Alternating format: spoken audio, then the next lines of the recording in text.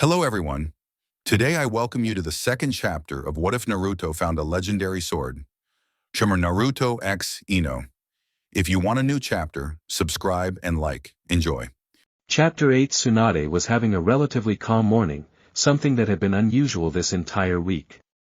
The council was already questioning her about this masked shinobi who had just randomly joined Konoha and was powerful enough to destroy an entire training field with one jutsu.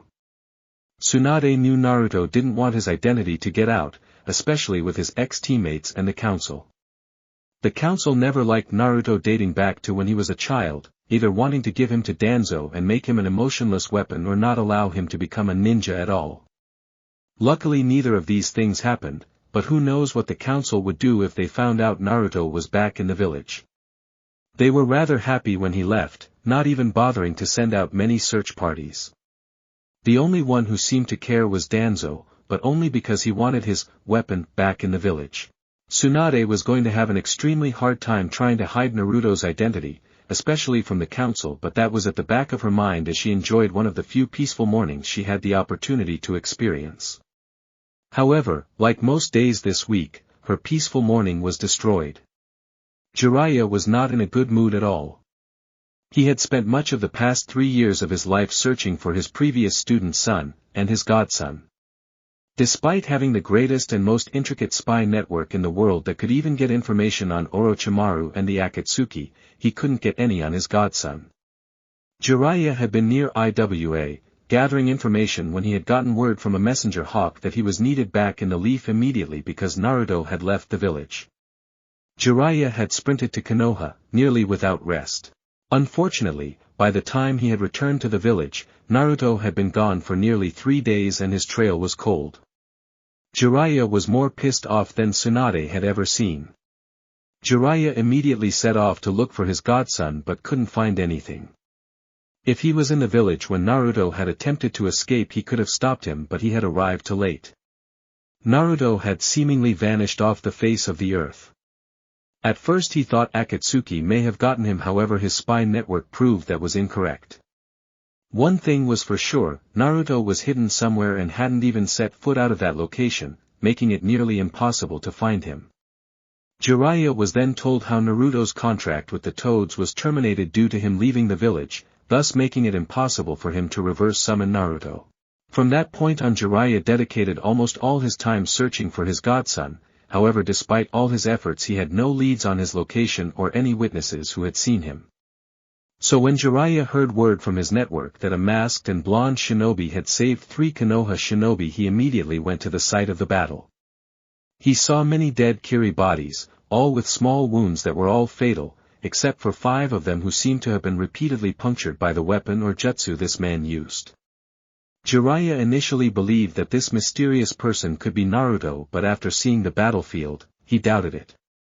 Naruto had never enjoyed killing, in fact he tried at all costs to avoid doing it.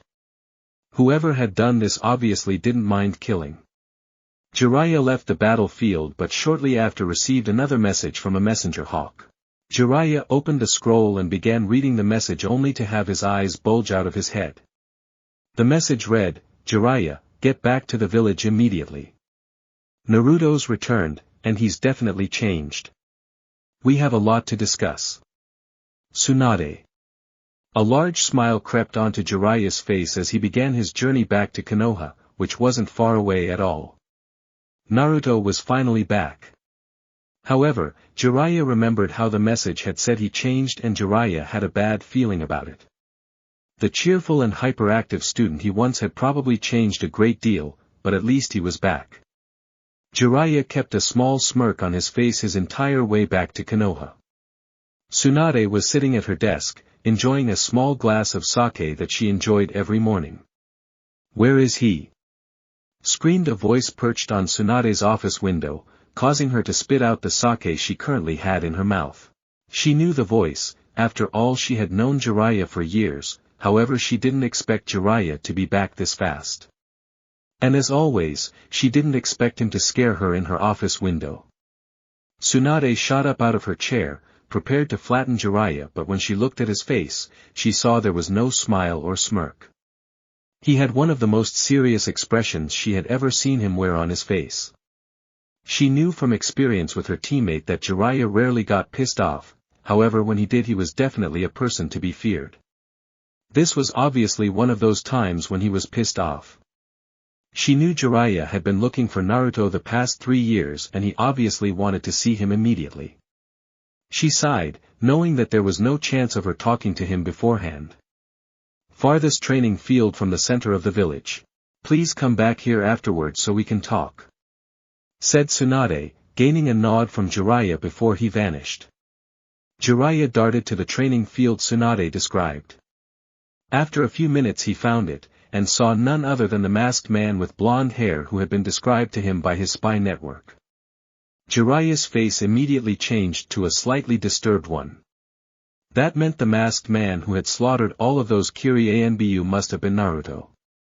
This would mean that Naruto had definitely changed since he left, and definitely not in a good way. Naruto was at the same training ground he was at the previous day. He was debating in his head what he should do for the day. He had a lot he needed to work on, he simply didn't know what to train for. He could always train with Noabari since he still wasn't as good as Kushimaru was with the deadly blade.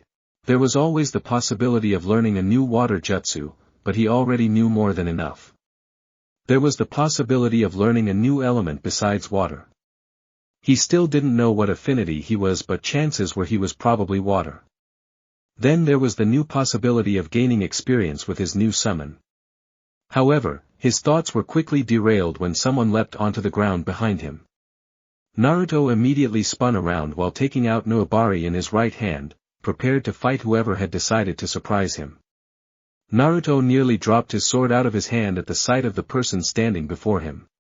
Gone were any hostilities towards this man, one of the only ones who had never treated him poorly.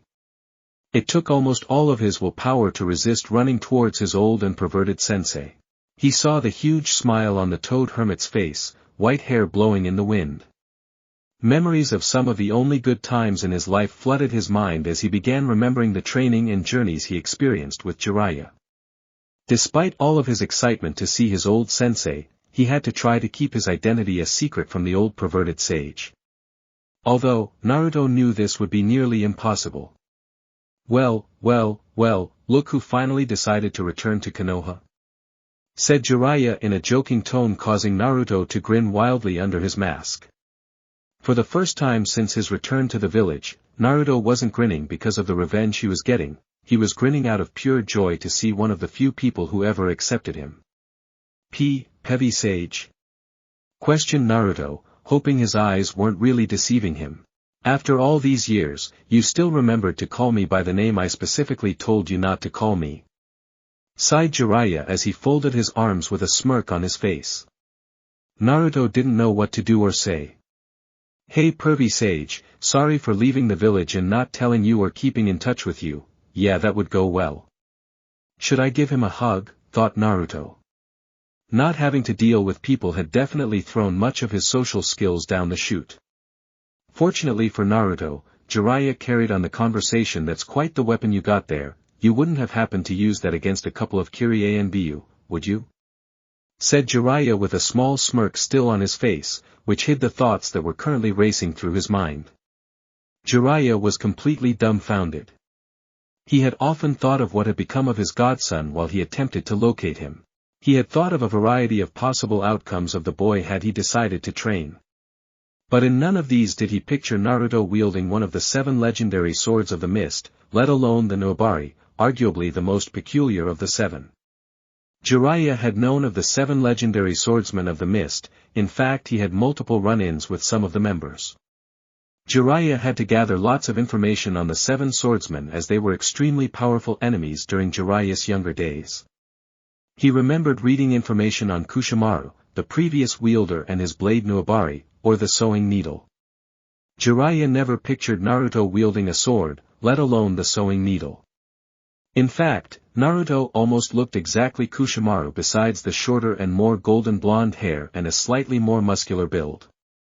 Never pictured you as one to wield a sword, let alone the legendary Noabari. One of the most gruesome swords ever invented. Said Jiraiya, gaining a chuckle from his student.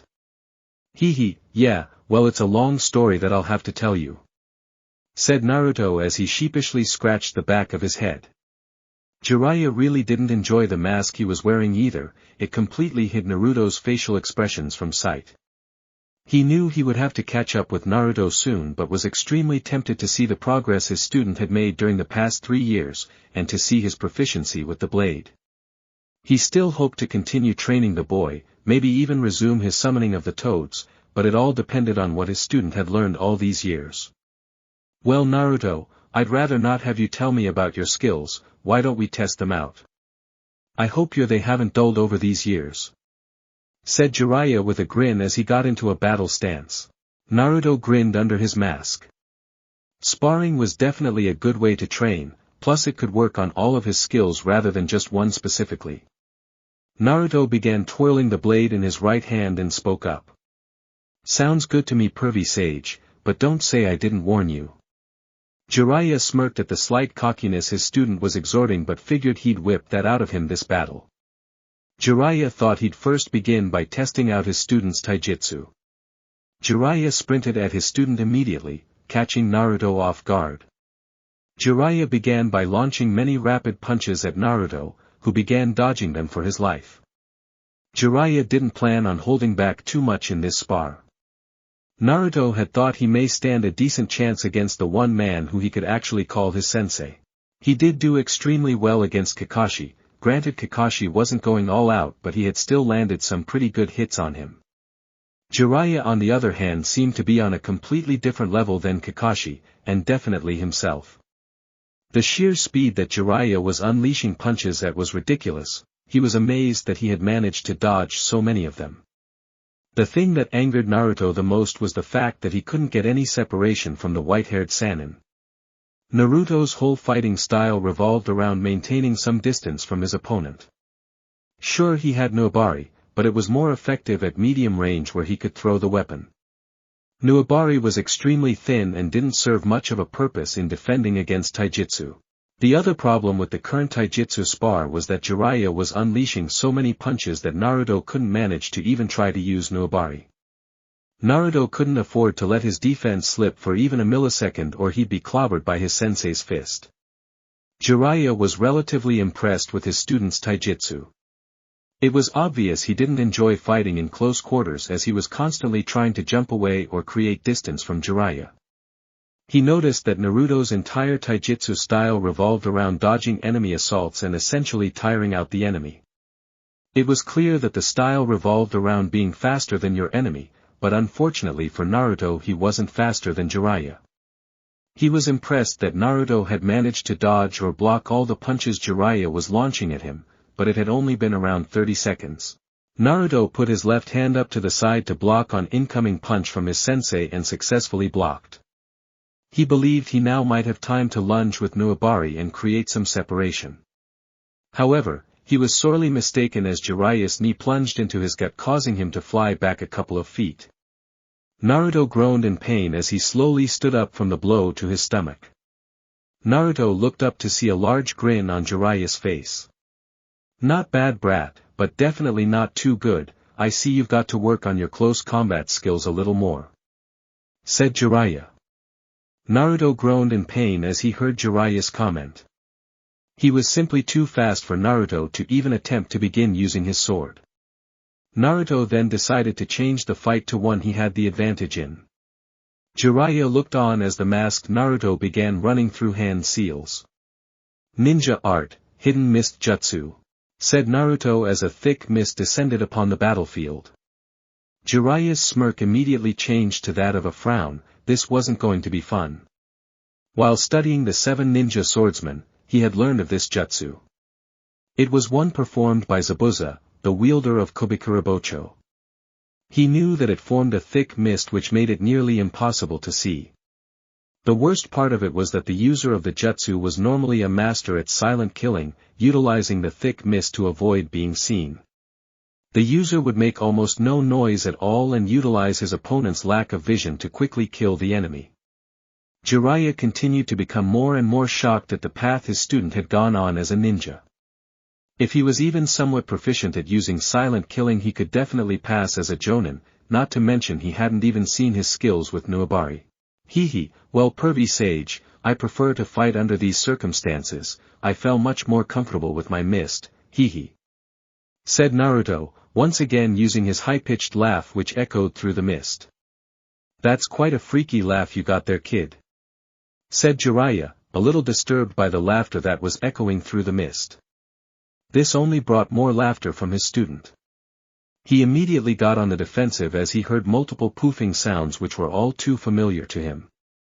I see you still like the shadow clone jutsu, it's good to see you haven't completely changed, joked Jiraiya, only to find the all had gone quiet in the mist, causing Jiraiya to groan once more. This was definitely going to be a bother to deal with. His student was defiantly proficient in the mist as he couldn't hear anything moving until he heard a twig snap a couple of feet behind him. He quickly darted to the location and cocked his fist before implanting it into the mask covering the boy's face, only to hear poof as the Naruto in front of him vanished. He was then forced to duck as two Nuabaris flew directly at where his chest was. Very clever, thought Jiraiya as he stayed crouched on the floor. He purposely made one of his clones make noise to get my attention. Jiraiya was then forced to leap backwards as a Naruto lunged towards him with Nuabari in hand. Jiraiya stopped his retreat by throwing two kunai at the Naruto in front of him, who deflected them by twirling his blade in front of him. Jiraiya then heard that eerie laughter echo through the mist along with Naruto's next jutsu. Long sword ninja art, raining needle web, shouted Naruto as Jiraiya saw Nuabaris flying at him from all directions. Jiraiya quickly covered his body with his white hair as he activated his needle Jizo as the hair became hard as steel. He heard the deflection of multiple swords hit his hair and smirked under his protective coat. Not bad again, thought Jiraiya, continuing to be impressed by his student's skills. Naruto was getting frustrated, pretty much anything he did was countered by his sensei. Jiraiya was clearly in a different league than Naruto, but he still had some tricks up his sleeve. It was obvious Naruto would need to trick Jiraiya somehow since he obviously was outclassed in nearly every skill by Jiraiya. He then thought about maybe using some ninjutsu against his teacher, it couldn't hurt. Jiraiya sat inside his coat of hair for a couple of seconds before launching his next attack. It was time to try to go on the offensive, however it would be challenging in this mist. Ninja art, needle hell, said Jiraiya as his hair, which was now in the shape of Senbon and still hard as steel, began firing off in all directions in the mist as he heard multiple poofs go off throughout the mist. Naruto was simply thinking of his next move until he heard Jiraiya's next move and instantly began going through hand signs for his next jutsu, but he felt the memories of many of his clones hit him. They were all destroyed by some form of needles that Jiraiya was firing off. Water style, water wall, said Naruto just in time as a large wall of shot up in front of him, blocking the incoming hair Senbon. Jiraiya became even more impressed when he saw Naruto was able to use pretty advanced water techniques. Jiraiya was thrilled that Naruto had a lot of knowledge with an element and was excited to possibly develop skills with another one. However, he was quickly snapped out of his thoughts as he heard Naruto's next jutsu and knew he had to move. Water style, water fong bullet, said Naruto as water shot out from his mouth in the shape of a fong, with the point of the water fong being sharp enough to easily kill. Jiraiya leapt back from his location just in time as the water fong came crashing down into his previous location. You're pretty good with water jutsu, kid. Naruto was starting to get more and more frustrated, none of his attacks were hitting him. He figured his black rain technique would be useless as Jiraiya would probably just wrap himself with his hair again. It would also be too risky to let up the mist at this point. The only reason Naruto still had the slightest chance against the Sannin was that the mist was preventing Jiraiya from getting close to Naruto. Every time Jiraiya began moving towards Naruto, he would create clones to attack from a distance, distracting him, and then move to a new location. At this rate he might have to reveal his most advanced technique he'd learned. But there had to be other alternatives. He didn't want to reveal every single card he had up his sleeve. Fighting Jiraiya with Nuabari was a possibility. He hadn't really used the blade in relatively close combat yet, so Jiraiya didn't know his skills with it. However, as stated earlier, Noabari was the most powerful when Naruto was faster than his opponent, so he could throw the blade and quickly catch at a different point while it flew through the air. However, Jiraiya was obviously faster, so that made it risky. The Black Rain technique simply too risky to use at this point. Without the mist, Naruto was done for. He could use his special technique, but then he couldn't have any surprises for opponents. However, the rest of his ninjutsu seemed to be useless at this point. After all, Jiraiya was famous mostly for his ninjutsu, so Naruto didn't really stand a chance there. Then an idea hit him. It was the only possible alternative to revealing his special technique. He could use the giant clam, but it would probably be best to train with the clam before going into battle without knowing how to fight alongside it. Naruto then settled on attempting to use Noabari and possibly catch the Sannin off guard with his proficiency using the weapon. Naruto silently made his way through the mist with Noabari in hand. Jiraiya had figured he'd have around a minute before Naruto recovered and planned his next attack. He stood patiently waiting for an attack to come, but the only thing he heard was the eerie silence within the mist. The lull in the fighting was cut short as once again Jiraiya saw Noabari flying straight at him just in time as he once again ducked under the blade. However, after a couple of seconds the blade came firing back at him from behind, forcing him to leap into the air to avoid the incoming blade. As the blade passed under him, he saw Naruto appear and catch the blade. Once Jiraiya landed, he had to evade multiple lunges of the needle blade, although the blade did graze his left arm as he cringed before back-flipping to get some distance from Naruto. He pulled out 2 kunai and flung them at Naruto. He deflected the 2 using Noabari and did it with ease. Jiraiya was definitely impressed with Naruto's sword skills. In fact, he severely underestimated them. He could throw the blade expertly and then catch it at a different location with ease and utilizing great speed. "I think I've seen enough, Naruto. Why don't we call this thing off before we start getting too aggressive?" said Jiraiya, causing Naruto to smirk under his mask at the statement. Naruto released his mist, revealing a smiling Jiraiya standing in a wrecked training field. Naruto hadn't gone all out against Jiraiya. He refused to use his most powerful techniques, but Jiraiya obviously wasn't either. He had been testing Naruto's skills. Naruto probably should have guessed this would happen. After all, Jiraiya was probably even stronger than Tsunade, who was the Hokage. "So I see you've made quite a bit of progress since you left. You actually made me work in this spar," joked Jiraiya, who glanced at his bleeding shoulder, causing Naruto to smile under his mask. He'd missed his perverted sensei's antics and jokes. Naruto still wasn't very comfortable talking to anyone though, regardless of who it was. "Thanks." Jiraiya had noticed Naruto's new type of behavior. His social skills had obviously regressed after his return. The only question is why this might have happened. Jiraiya had no knowledge on where Naruto went and how he had trained. He had obviously advanced a great deal. Jiraiya could tell Naruto had been holding back in an attempt to both conceal his skills and to not hurt him. He was happy that Naruto appeared to still care about him somewhat. "So, care to tell me where you were these past 3 years? I wasted a lot of time looking for you, you brat." Naruto smiled under his mask, not out of someone else's fear, or from messing with someone, but smiled out of pure happiness. It was definitely great to see Jiraiya again, but he really didn't want to give away too much about himself yet. He would definitely tell his sensei soon, but not now. After all, he still wanted to learn things from the legendary Sannin.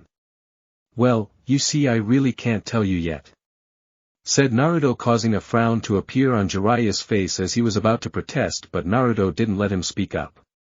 "But I promise, pervy sage, you and Tsunade will be the first I tell, and it will be really soon. I just need to keep some things hidden."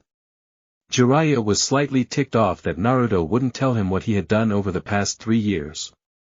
However, he was somewhat pleased with Naruto's attempt to keep information on hidden. It would make him much more difficult to face in combat if not everything was known about him. Naruto had definitely matured in terms of his intellect as well as his skill as a ninja. Jiraiya sighed in defeat, knowing that it would be pointless to continue the discussion. He wouldn't get anything out of his student. "Well, your word better still be as important to you as it was before you left, Tsunade, and I do need information relatively soon. The council will start asking questions.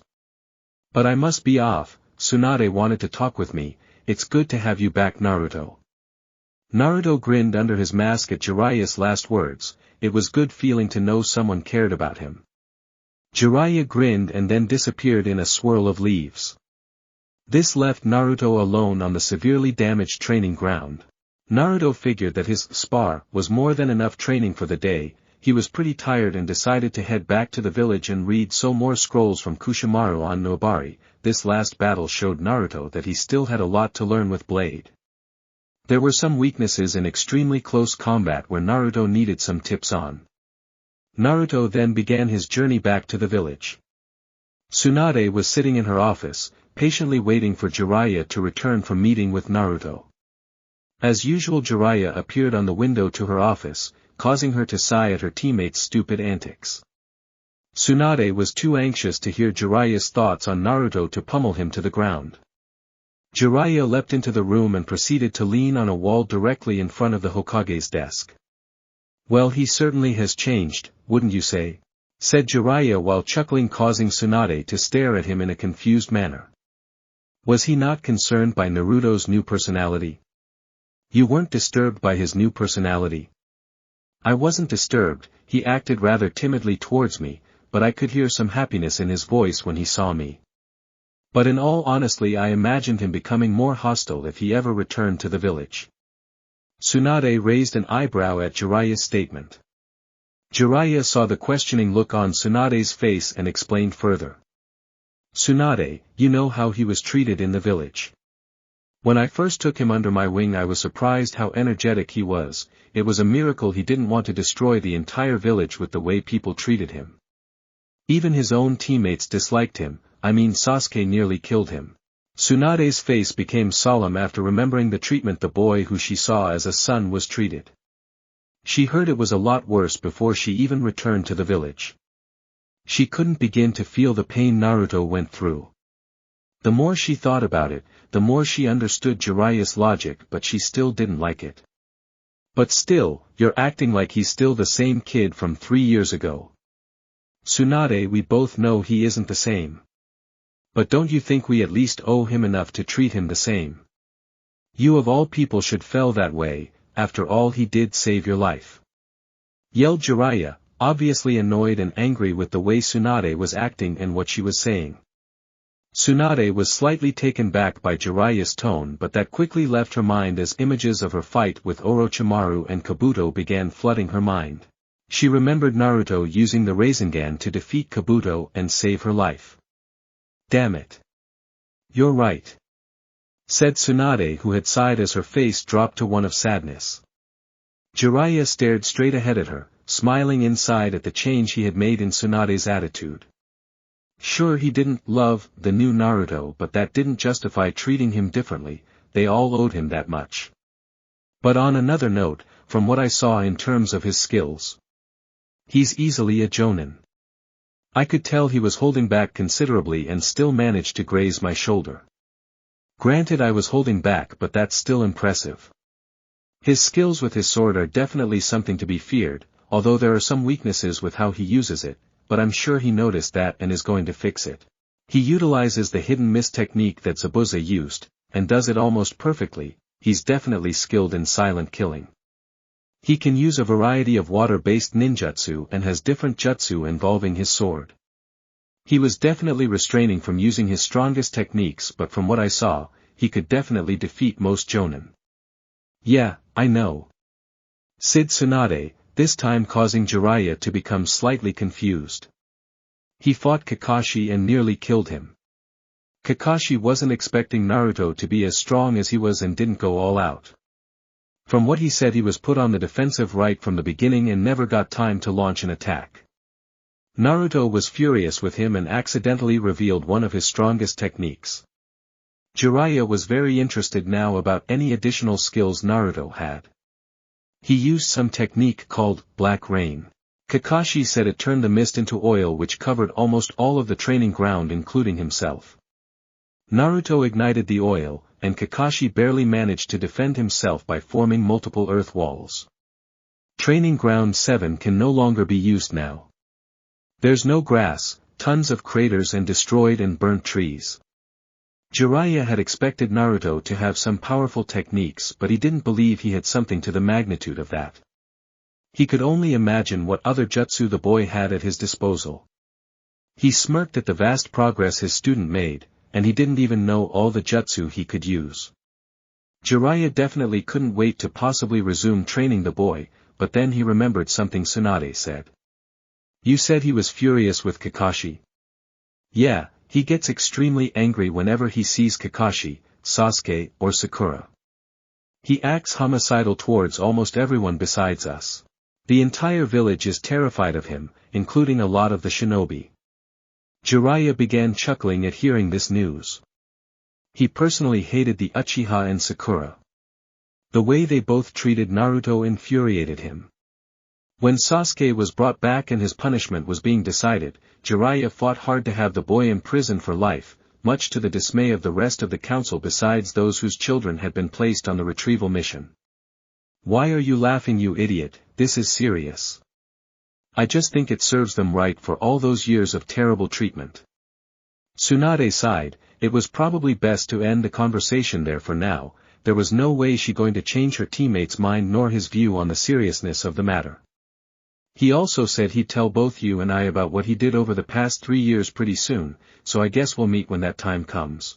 So unless you still need me, I haven't done any research in a while now, been so busy looking for the brat, so I'm off.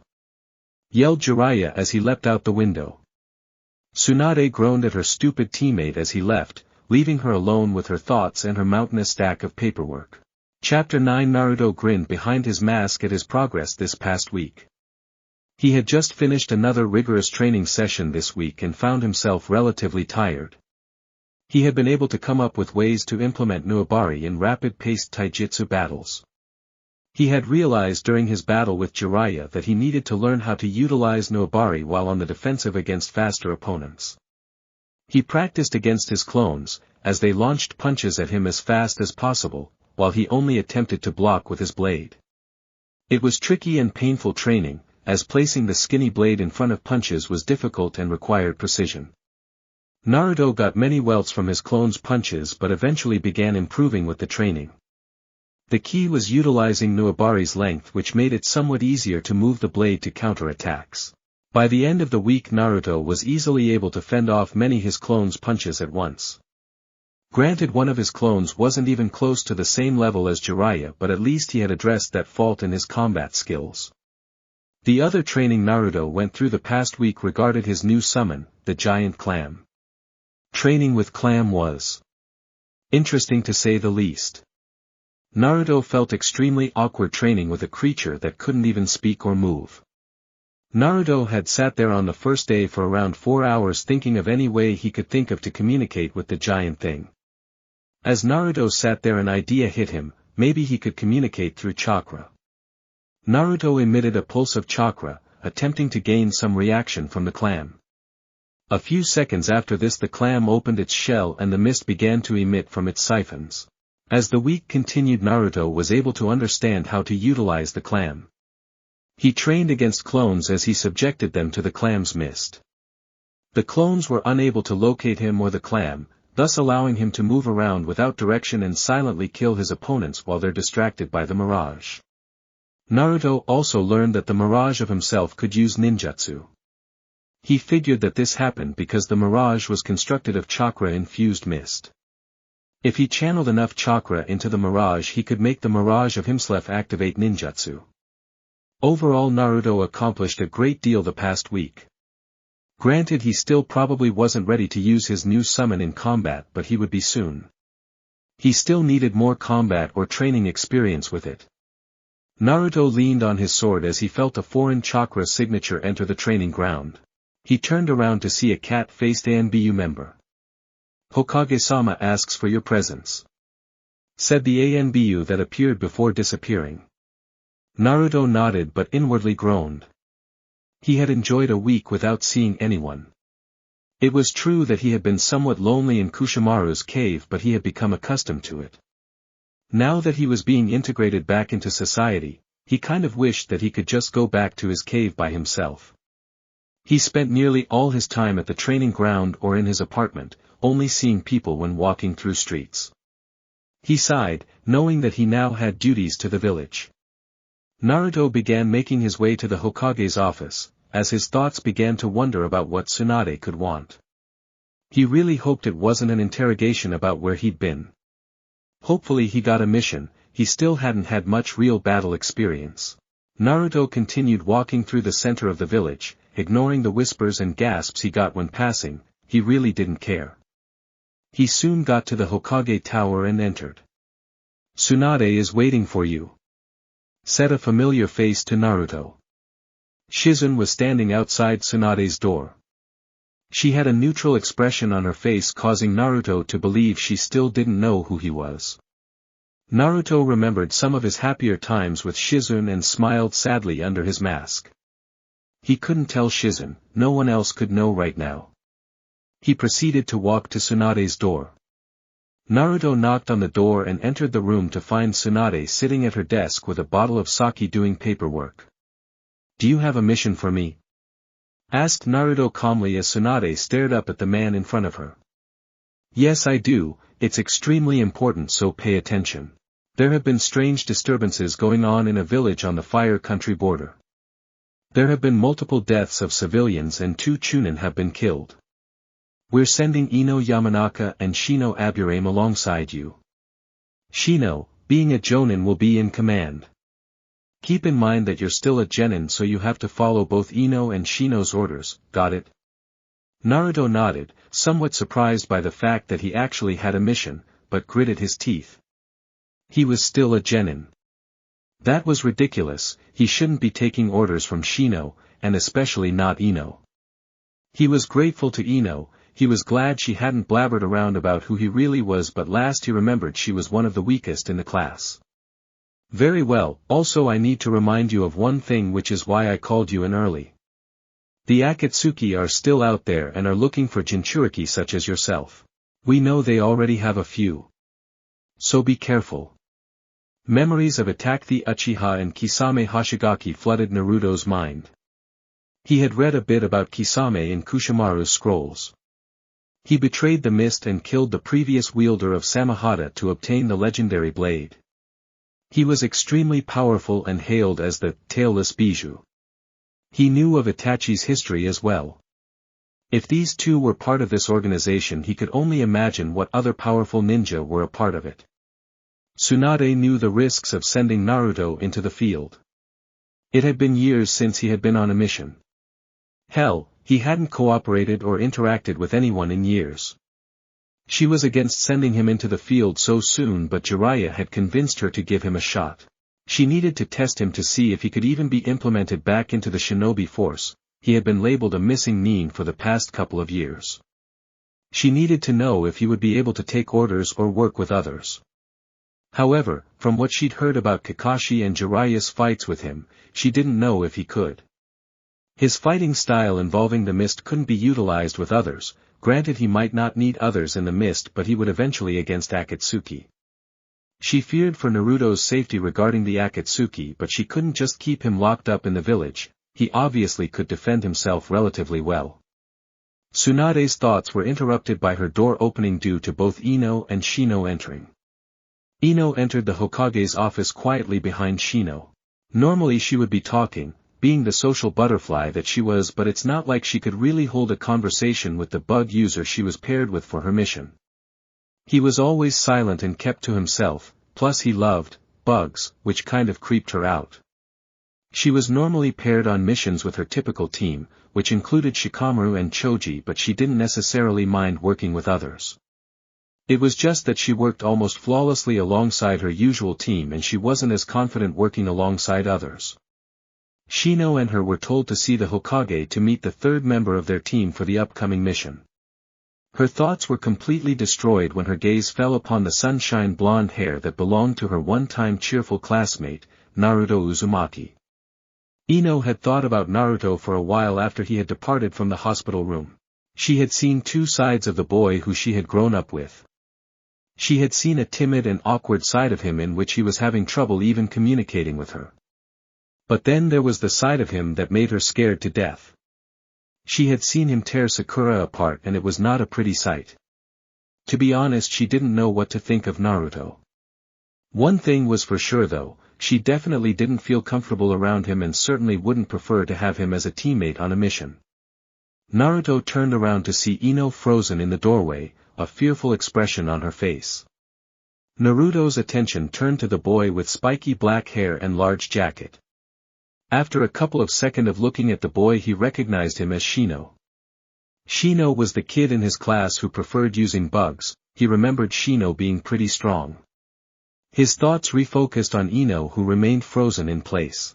Naruto sighed. He was hoping that maybe INO wouldn't be terrified of him like most, but that obviously wasn't the case. Naruto turned back around to face Tsunade, who had a neutral expression on her face. Before Naruto could say anything, INO spoke up. "So we're going on a mission with him?" said INO, doing her best to act normal despite all the thoughts running through her mind. She didn't know what to do. She assumed that Tsunade knew who he was, but Shino definitely didn't. "Yes, he will be accompanying Shino and you for this mission.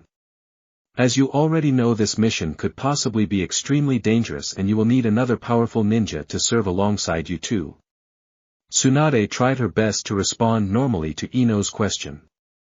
She had seen both a confused and disturbed appearance on INO's face which concerned her. Either INO knew something about Naruto or she was just scared by him. She thought it was probably the latter due to her knowledge of how secretive he was being. She knew how difficult it would be for INO and Shino to work with him, but she had to see how Naruto worked in the field. Shino then spoke up. "Not that I'm going against your orders, Hokage-sama, but are you sure this is a smart idea? INO and I don't work together very often, so our teamwork skills already aren't perfect, but throwing him into the mix will destroy any strands of it. I understand you concern Shino, but this is something that needs to be done. You two need another member for your squad and I need to see how he'll operate in the field." Shino nodded his head slightly, signifying that he understood, but he still wasn't fully on board. INO then spoke up again to voice her concerns. "But Hokage-sama, we haven't even seen him perform in combat. We don't know his strengths or weaknesses. He could even put us at a disadvantage out there because of our lack of chemistry. Hell, we don't even know his name," protested INO. She knew who he really was, but she had no idea what to call him with others there. She decided that she could at least keep her secret, but that still didn't change her opinion on not wanting to go on a mission with him. "You all do realize I'm right here, correct? It's kinda rude to be so openly opposed to going on a mission with me. I assure you that I won't be a disadvantage to either of you in the field, so I say you quit your complaining so we can get a move on. The enemies won't exterminate themselves, hehe. As for your statement about my name, you can call me Nu." Tsunade frowned at Naruto's harsh response but couldn't add much else. He was right with regards to how they needed to get a move on. Nu is right, you all do need to get a move on. The more time you waste, the more the enemy's influence spreads, so get going. I don't want to hear any more complaints. "Hi Hokage-sama," said INO and Shino in unison as Naruto exited the room. INO stared at him walk out the room, in complete shock at the disrespect shown to their Hokage, but as looked back at Tsunade she could tell the Sannin wasn't in the mood to make a fuss about it. Naruto made his way to the gate after packing up his supplies in his apartment. He had simply packed a sleeping bag, some food and quite a few senbon needles, which were his new preferences rather than kunai. He arrived at the gate to see both Shino and INO waiting for him. Naruto remembered that Shino never talked, so he wouldn't have to worry about awkward conversations with him. But on the other hand, there did lie the issue of dealing with INO, who he remembered being a complete chatterbox. She did act relatively calm when he had talked to her in the hospital. Granted, she was severely injured, not to mention probably scared out of her mind, but she still handled it okay. Well, at least she didn't scream or freak out, so that was a positive. INO saw Nu approaching and gulped. This was going to be one hell of a mission. She was paired with Shino, the completely silent bug user, and Naruto, the now homicidal needle blade wielder. She wasn't positive, but she was pretty sure that she was one of a select few who knew who the masked blade wielder was and who had even had a normal conversation with him. That one conversation they had was interesting and relatively awkward. However, that awkward feeling had quickly turned to intimidating when Sakura entered the room as Naruto completely changed from an awkward and shy boy to a vicious and cruel man. It appeared as if for the upcoming mission there wouldn't be much conversing. "Let's go," said Shino in his typical monotone voice, gaining a nod from Naruto and delayed nod from INO as she was awoke from her thoughts. The three-man cell walked outside the gates of Konoha before picking up the pace and darting through the trees. The journey was anticipated to take around 1 day until they reached their destination on the border of the land of fire close to Kumo. The threesome moved silently as they darted through the trees. They encountered no problems as they traveled through the land of fire. This didn't come as too much of a surprise.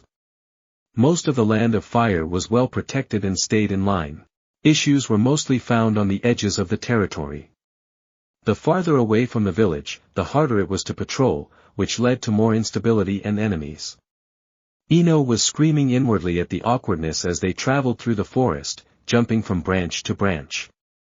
They had traveled for nearly 10 hours and neither Shino or Naruto had said a word. Typically she would be the one to start a conversation, but what would she talk about? Shino never talked and she didn't even know if she should talk to Naruto.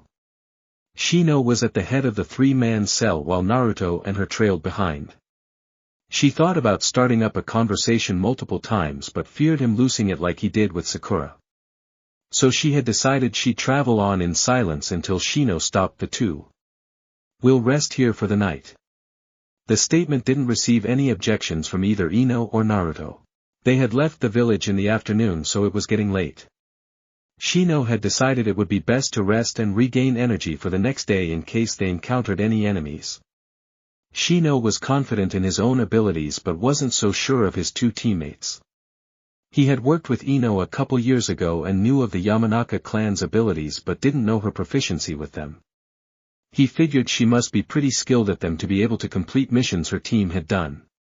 However, he did know that her team, alongside Shikamaru and Choji, depended a lot on teamwork, so he was skeptical of her skills individually. The masked swordsman was another issue. He had no doubt that he must be relatively strong to be able to wield one of the 7 legendary swords of the mist, but there was so much mystery surrounding him and almost no one knew of his skills and abilities. The only information he'd heard was that he was able to single-handedly blow up an entire training ground with one jutsu, so at least he wouldn't have to worry about him being a hindrance. Naruto leapt off the branch he had been standing on in order to begin setting up camp. Camp for him involved simply a sleeping bag, contrary to the tents that both INO and Shino had brought. He had become accustomed to sleeping on the ground with just a sleeping bag due to his years in Kushimaru's cave. He proceeded to make a campfire while INO and Shino set up their tents. There were 2 stumps surrounding the campfire and Naruto took a seat on one of them. He wasn't really that tired, so he figured he'd volunteer for first watch.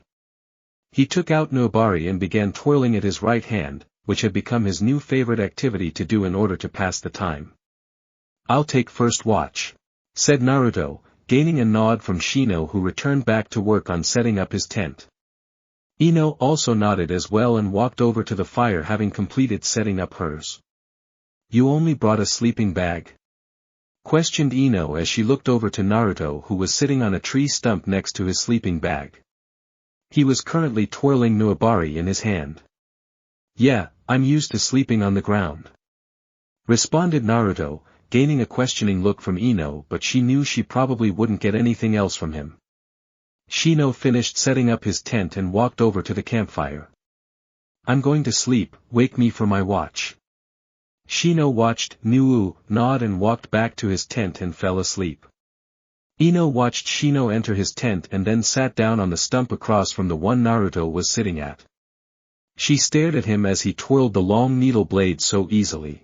She thought back to the young hyperactive ninja who was the dead last of the academy. She had witnessed his growth as a genin, which had surprised everyone in his class from the academy. None of them had expected him to be successful at all. They all thought he'd lose to Kiba and then Niji. Then rumors of him defeating Gaara of Suna and even fighting Orochimaru surfaced. He even fought Sasuke, the best in the class, to the point of complete exhaustion. But even after all that, she doubted any of them could have expected him to go down the path he did. To go from the cheerful and hyper weakling to the powerful, wicked, and sometimes awkward man he had become. I see you've become pretty good with that sword," said INO, causing Naruto to lift his head to face the platinum blonde sitting across from him. He wasn't expecting her to strike up a conversation, not after failing to do so the previous 10 hours of their journey. He figured he might as well try talking with her, after all he'd need to improve at it eventually. "Yeah, I guess so. Where did you learn how to use it?" questioned INO. Despite the fact that she was still intimidated by him, that didn't destroy her curiosity. She really wanted to know what had happened to the blonde-haired boy from her genin days. She remembered how Sasuke was always considered mysterious back in the academy days, back when she was a fangirl. The mystery surrounding Naruto currently had her complete attention. She needed to know more about what had caused such a drastic change in him. Naruto on the other hand inwardly groaned. He knew exactly what she was doing now. Forget the whole, normal conversation, thing, she was going to try and get information out of him. Information he wasn't so sure he wanted to reveal. "I taught myself." "You taught yourself?" "Yup." INO groaned. This wasn't going anywhere.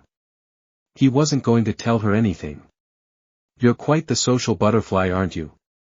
questioned INO in a sarcastic tone. What shocked her was that he chuckled a little. That was new. "I guess you could say that." INO smirked. At least she had drawn some emotion from the teenage boy. Despite the verbal display of emotion she heard, the mask he wore showed no emotion. It maintained its glare through its black eye slits regardless of what she could hear from Naruto. It prevented her from seeing how he was feeling. Was he happy, sad, annoyed? She hated it. The weirdest part was that she had no idea if he was staring at her or somewhere else. "Do you ever plan on taking off that mask?" "I haven't taken it off for months and I don't plan on doing so anytime soon." INO frowned but let out a yawn, as the strain from the 10-hour journey began to hit her mentally and physically as she began giving in to sleep. Naruto noticed the yawn and smirked under his mask. She'd be leaving soon.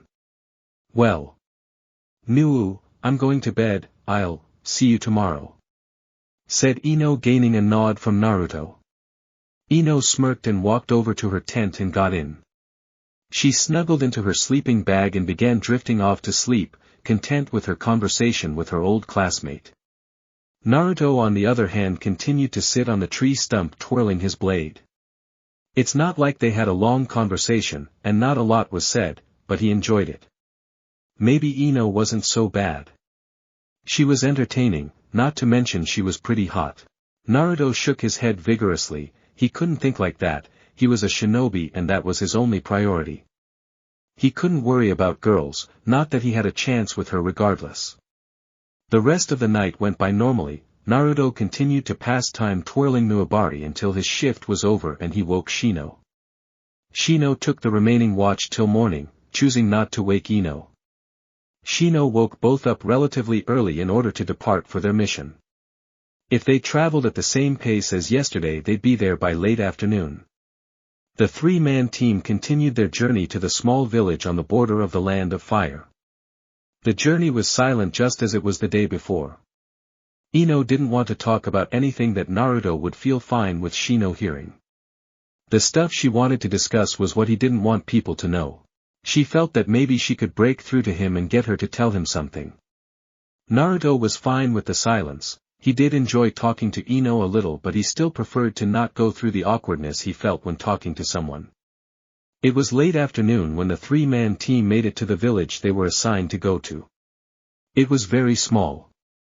Only around 30 to 40 houses for civilians and a town center which didn't look very large either. There didn't appear to be any shinobi in the village. The village was on a cleared-out section of the forest where no trees stood. However, it was surrounded by trees on all sides. The three shinobi made their way to the center of town, hoping to find any information on the two chunin who were killed. They made their way to an inn located near the center of the small village and entered. There sat an old man with gray hair. "Hello, can I help you?" questioned the man. INO then spoke up. Yes, we've been sent here from the Leaf due to 2 of our shinobi being killed. Would you happen to know anything about this? All 3 noticed the man's body tense at mention of the incident. He gulped and then began speaking. Yes. I figured they'd send someone. The 2 ninja you're talking about were staying at my inn here. Their remains were found on the outskirts of the village near Cloud Territory. One seemed to have been slashed across the chest while the other had his head cut off. It was a terrible sight. Shino thought for a few seconds on the information he received. None of what he said gave away who possibly did this. They'd have to go check over the battlefield later, but for now he figured they might as well call it a day. It was already relatively late and they might as well conserve their energy. Is there any way we could reserve 3 rooms? Questioned Shino, gaining a nod from the man in the front. Of course, here are your room keys. The rooms are just up the stairs. Good luck with the mission, and if you need anything just contact me. INO smiled and thanked the man as the team began walking up the stairs. We'll rest for the rest of the day, but tomorrow we should go to the battlefield early, so rest up. Naruto and INO nodded as the 3 shinobi parted ways to their separate rooms. Shino's was across from Naruto's while INO's was to the left of Naruto's. All 3 fell asleep rather early in preparation for their early wake-up. Chapter 10. Naruto woke up early and sat up in his bed. He couldn't sleep for some reason. He didn't know what it was, but he hadn't slept very much the past 2 days. Maybe he was on edge from being on his first mission in a while. Regardless of what it was, it pissed him off. He turned to the clock on the bed rest beside him and saw that it was 3 in the morning. Naruto looked outside the window in his room and saw it was still pitch black. He wasn't going to get any more sleep tonight, so he figured he might as well walk around, maybe check out the battlefield where the 2 shinobi were killed. He knew he probably shouldn't be doing things alone, but he really didn't mind too much. The idea of INO or Shino being mad at him really didn't scare him in the slightest. He grabbed Nuabari, which was leaning against the bed stand next to the bed he was currently sitting on. He stood up and unhatched the window and jumped out onto the village street. There were a few lamps lit along the street, giving it an eerie lighting. Naruto began walking down the street towards the forest where the 2 Chunin had apparently been killed. He walked the silent streets of the city as the sun was just beginning to rise. No one was awake yet, leaving the town almost completely silent. Naruto began thinking about the skill level the enemy may be. He knew that the 2 who were killed were just Chunin, so it wouldn't take too skilled an enemy to do this. However, there was no way to tell. Anyone could have potentially done this. The key was to see if there were any clues at the battle scene that could give insight into who had done this. Naruto neared the exit of the town and could see the large forest on the other side, which was Kumo territory. There was always the possibility of being attacked by Kumo shinobi, but he was pretty positive that he could defend himself if it came to that. Naruto left the outskirts of town and entered into the thick and dark forest. The forest had an eerie silence that put Naruto on edge. He held Nuabari in his right hand, tightly gripping the legendary blade. As Naruto continued to walk in the forest, he began noticing many fallen tree branches and even an entire trunk on the ground, which he guessed might be effects of the battle that led to the death of the 2 Konoha shinobi. Naruto looked at the massive tree trunk on the ground. The trunk was cleanly cut through, which led him to believe it was either a blade of sorts or possibly a wind-based attack. Naruto continued looking around the battlefield. The location of the battle had many branches lying on the ground as well as the fully collapsed tree trunk, but all other trees were still intact. Naruto looked at all the fallen branches and noticed they were also all cleanly cut through.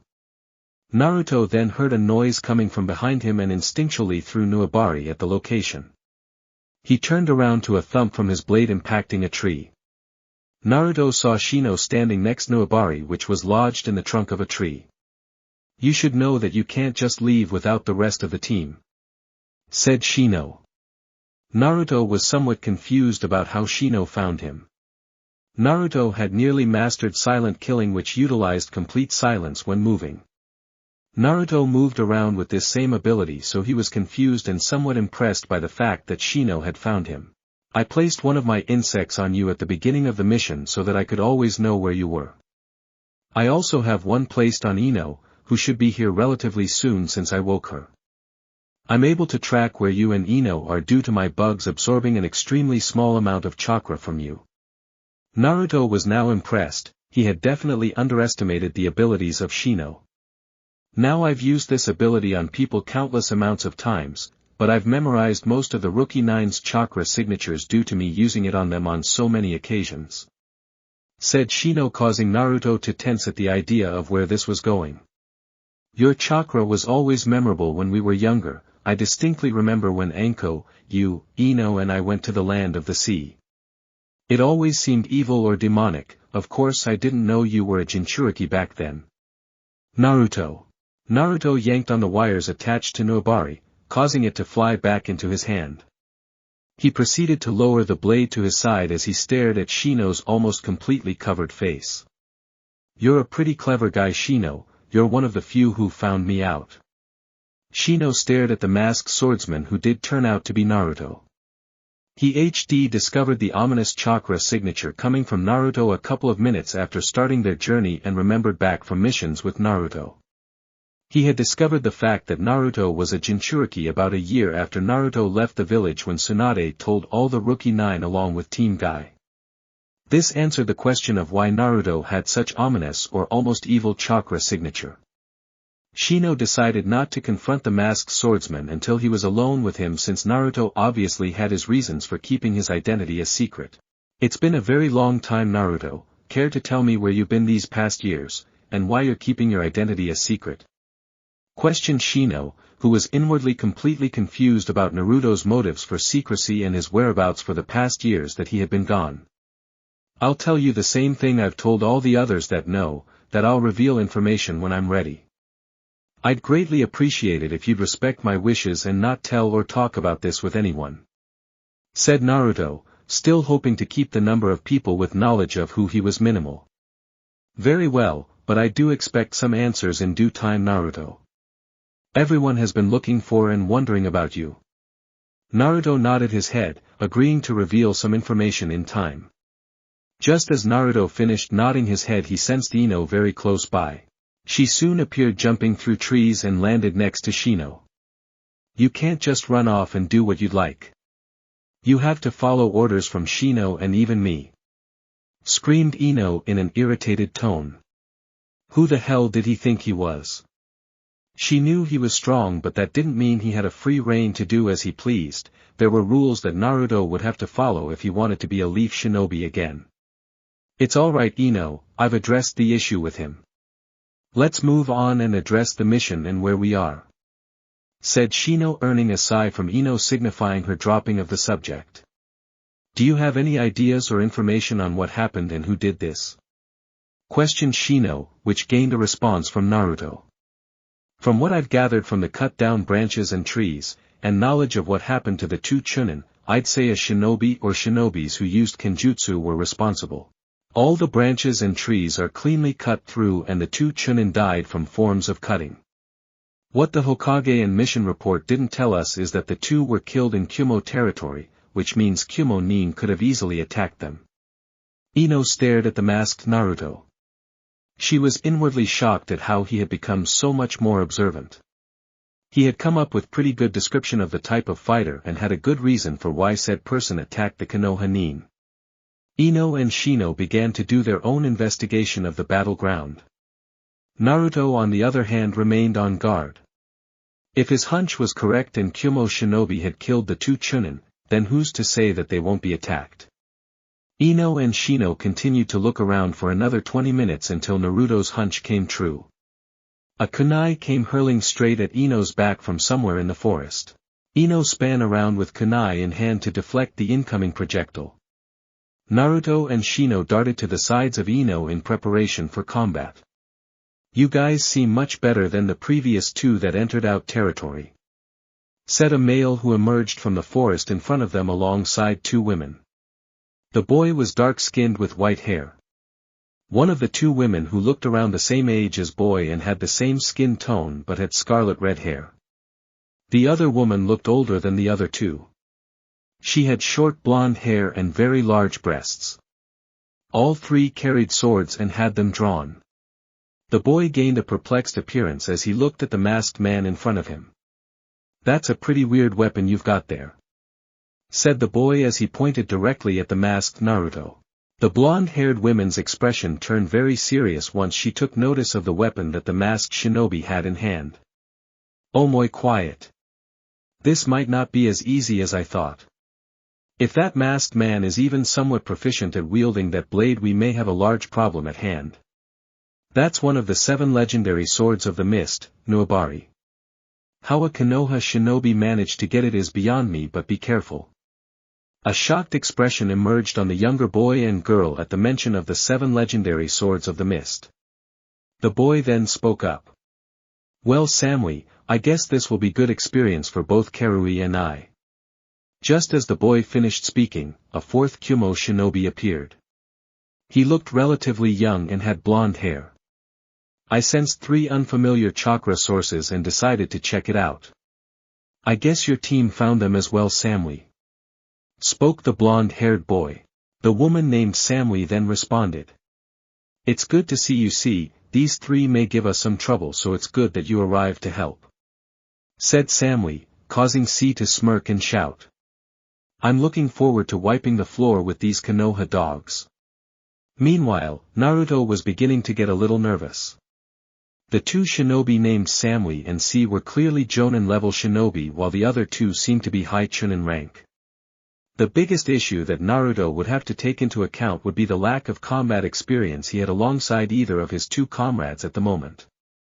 "Do either of you have any idea how I fight?"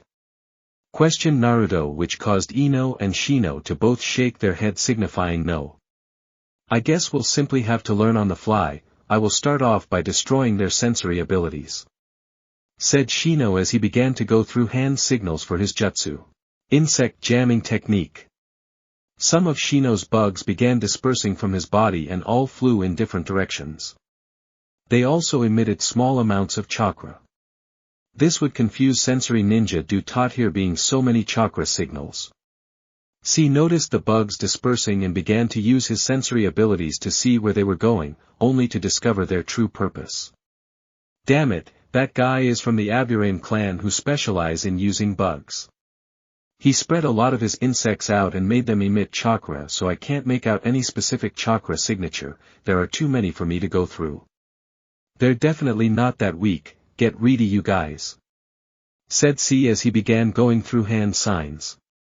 Lightning illusion, flash of lightning pillar. This caused an extremely bright light to emanate from C's body. INO and Shino both shut their eyes and turned away from the emanating light. Naruto went through hand signs for his shadow clone jutsu and summoned 2 clones who each appeared in front of INO and Shino. The 3 Narutos closed their eyes extremely tight in order to block out the radiating light. Naruto knew this was some form of a distraction and guessed that a close-ranged attack would occur. All 3 Narutos listened intently, attempting to pick up on any noise that would give away the enemy's position. He heard 3 pairs of footsteps approaching and each respective Naruto charged at one of the sounds. The clanging of metal was heard as the swords of the Cloud Ninja connected with Nobaris. C recalled his jutsu with the knowledge of their attack failing. This revealed Samui, Karui and Omoi's blades being intercepted by 3 Nuabari blades, all wielded by a Naruto. The 3 Cloud swordsmen leapt back, which caused Naruto to dispel his 2 shadow clones.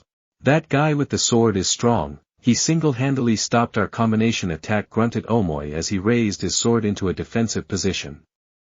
"INO and Shino, I'm going to need to fight full strength against these guys if we want to get out of this alive. I'll have clones defend you once I activate my next jutsu. It'll be difficult for you 2 to fight, but this will be necessary, these guys are very skilled," whispered Naruto to his 2 comrades as he flew through the hand signs for his new signature jutsu. Hidden mist technique. A thick mist began to descend upon the battlefield. Shino had heard of the jutsu which Sabuza had used in his fight against Team 7 during their genin days, although he'd never seen it before. The first thing he noticed was that he could barely see at all.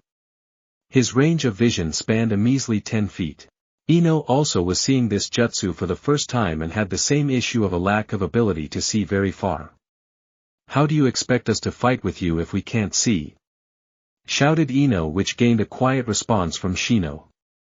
INO, this is the best chance we have now, the enemy are clearly very strong, not to mention the fact that they outnumber us.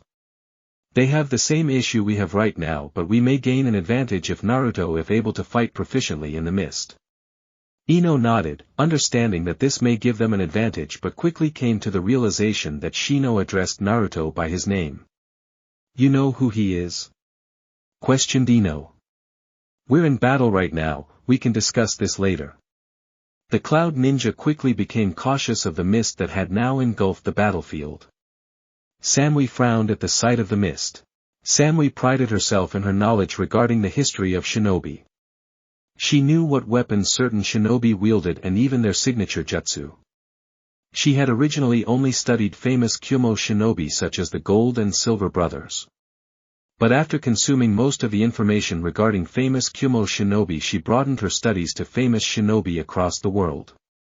This included the 7 legendary swordsmen of the mist and their blades. While researching the 7 swordsmen, she learned that they specialized in silent killing, utilizing the hidden mist technique to perform silent killing.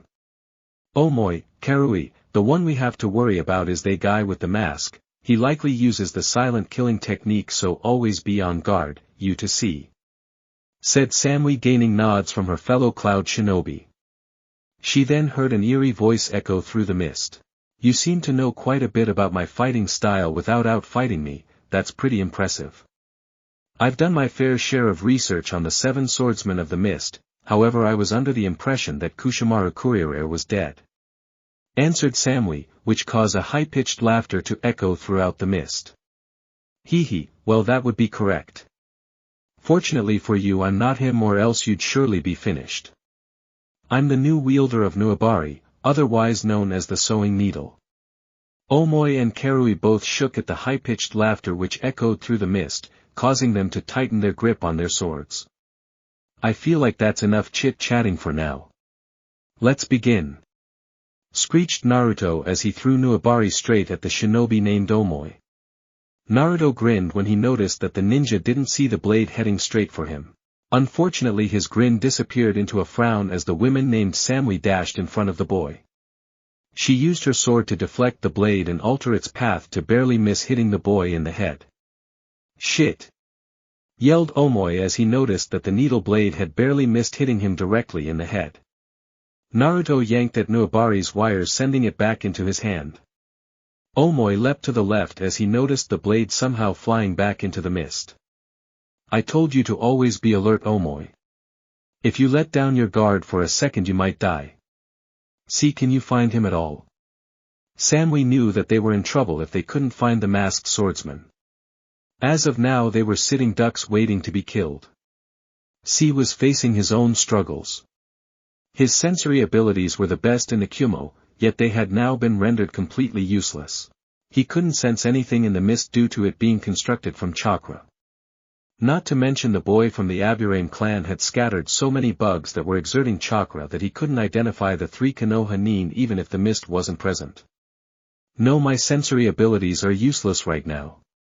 Naruto then went through the hand signs to his shadow clone jutsu, allowing him to create 10 shadow clones. He figured he'd test out his opposition's kenjutsu skills. The women named Samui seemed to be skilled, but he didn't know about the 2 younger ninjas named Omoi and Karui. The sensory-typed ninja named C was still a mystery. He was obviously a skilled sensory-typed ninja and was apparently talented in genjutsu, which was seen in his just deactivated, but overall he was still a mystery. The 10 shadow clones quickly dashed towards the Cloud Shinobi. The 4 Kumo shinobi were attempting to come up with a strategy to fight within the mist, but were interrupted by the sight of multiple copies of the masked swordsman that they were battling. Samui charged forward to meet the multiple clones with Karui alongside her. One of the shadow clones lunged its copy of Nuabari at Samui. She successfully countered by hitting the needle blade from below, causing the clone's lunge to go over her right shoulder. Samui then brought her blade down across the clone's chest, causing it to disperse. 2 of the shadow clones had leapt to both sides of Samui. The clone on the right threw its blade towards her feet, which caused her to leap into the air. Once she was in the air, the clone to the right threw its copy of Nuabari at the airborne shinobi's head, however Samui skillfully arched her back, causing the blade to soar overhead. "Cloud-style front beheading," said Karui as she swiftly moved her blade down upon one of the two clones who had thrown its blade at Samui and quickly dispersed it due to it being defenseless. Omoi ran at the other clone who had attacked Samui and raised his blade to attack. 3 of Naruto's shadow clones ran at him from behind, preparing to lunge their blades into Omoi's back. However, this was what Omoi had wanted. Cloud-style reverse beheading. The 3 shadow clones behind Omoi were quickly dispersed, not expecting to be attacked in the slightest. Samui then threw her sword at the remaining shadow clone who lacked a weapon and dispersed it. That left 4 more shadow clones. C was handling 2 of the shadow clones, barely managing to evade the many lightning-fast lunges and slashes being unleashed upon him. Being a jonin, he was able to handle the onslaught. C ducked under one of the shadow clone's lunges and launched a kick, successfully hitting it in the chest and dispersing it. 2 more shadow clones then arrived at C's location, surrounding him. "Lightning style, electromagnetic murder," yelled C as electric current ran from his hands and spread to the ground where the clones were, electrocuting them and dispersing them. Naruto frowned. These guys were good.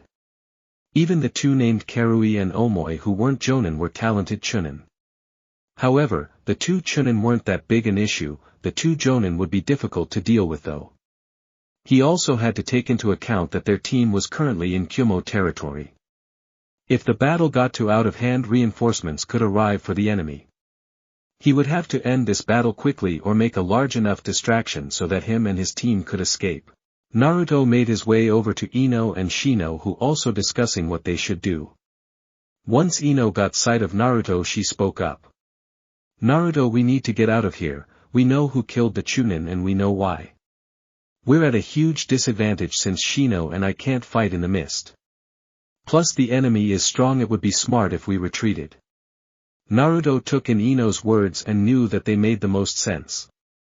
The enemies they were fighting were no pushovers and the logical choice would be to pull out. There was nothing to be gained from this battle, however Naruto was pretty sure the enemy wouldn't be so inclined as to simply allow them to flee. There was still also the matter that he personally didn't want to retreat. "I've got a plan, and you two are simply going to have to go along with it. Shino, I know you're in command, but you don't understand my abilities nor the level of them, so I'm pleading you to take INO and get out of here. If you stay you'll get severely injured." Shino contemplated the statement that Naruto just told him. There was no stuttering, or hints of doubt in his voice. Naruto had a plan and seemed sure he could handle the situation. Not to mention the fact that him and INO were essentially useless fighting right now. "We're not just going to leave you here, Naruto. You can't expect us to." INO was cut off as Shino raised his hand signifying her to stop. "Very well, Naruto, I hope you know what you're doing. But we can't just." INO was cut off again as Shino spoke up. "INO, as team leader, this is an order, let's head out." INO held back her anger at just abandoning Naruto. She hadn't done anything this mission, she was only a hindrance. Naruto probably thought she was the same weakling from their genin days. He wasn't any better than her, why was he trying to be a hero? Shino then began running out of the mist towards the village they stayed in. "INO, let's go," called Shino. INO simply stared at Naruto, angry and confused at the actions he was taking. She began to turn to run out of the mist when Naruto spoke up. "INO, thank you."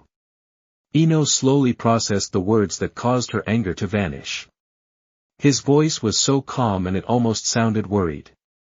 She nodded her head at Naruto before beginning to run out of the mist.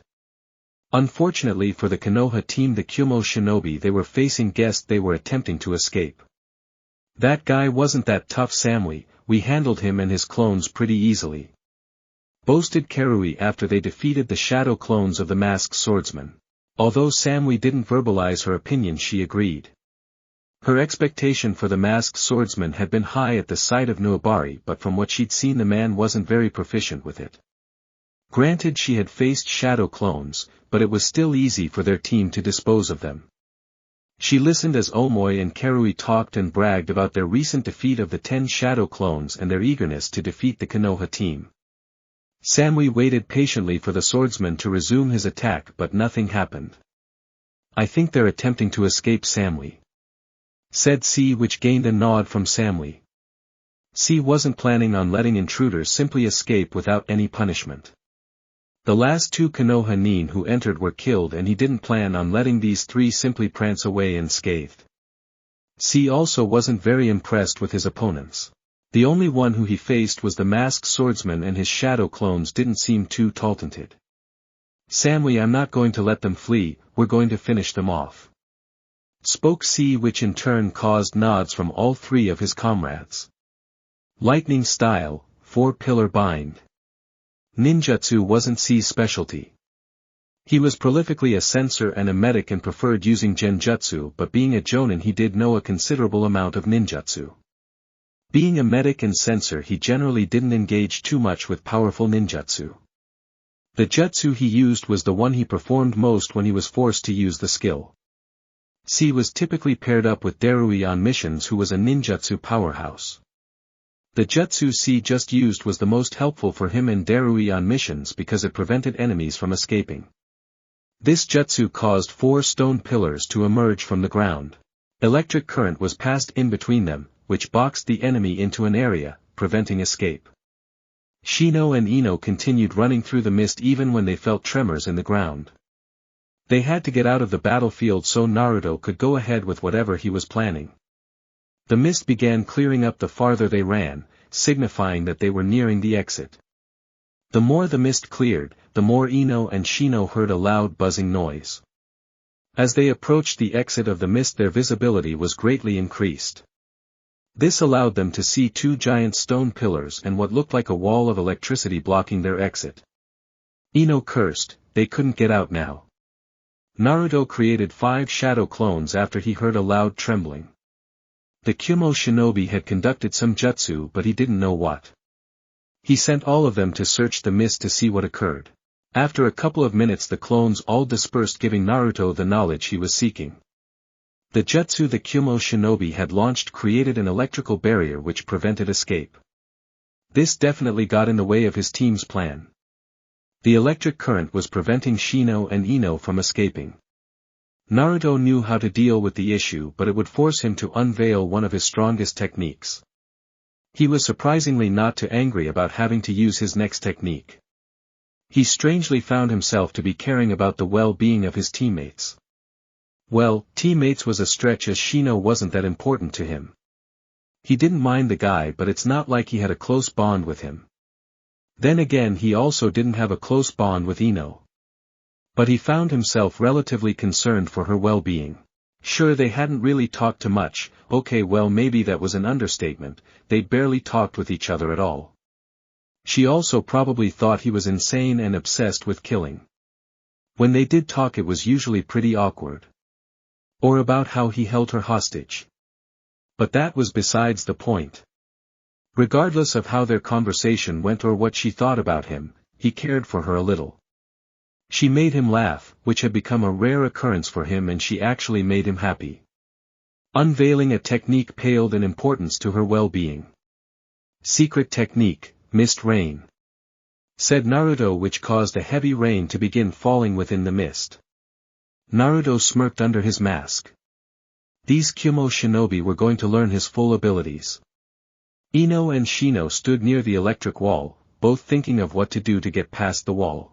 Their thoughts were interrupted as they began to feel drops of rain fall upon them. Shino, what's going on? Rain began to fall harder in the mist. The strangest part was that Shino and Ino could see that it had become sunny outside of the mist. It must be one of Naruto's or the Kumo shinobi's techniques. Shino's gaze returned to the electrical wall. The more he looked at it, the more he noticed that the electric current was seeming to get smaller. Soon the electric current had completely disappeared, shocking both him and Ino. What is happening? Questioned an extremely confused Ino. Unfortunately for her, she gained no response from Shino. He quickly darted out of the mist and past the stone pillars. INO soon followed suit as they exited the mist and entered the sunlight from the now rising sun. "It must have been Naruto's jutsu, but we've got to get going," said Shino, gaining a nod from INO as they began running towards the town they spent the night in. C was completely confused. 1 second it started raining and the next he felt that his 4-pillar bind technique had been rendered useless. It was as if the chakra in the jutsu had been sapped up by the air. "Samui, my jutsu was just negated somehow, it must have something to do with this rain. They can escape now, any idea what this rain is?" Samui shared C's confusion regarding the rain.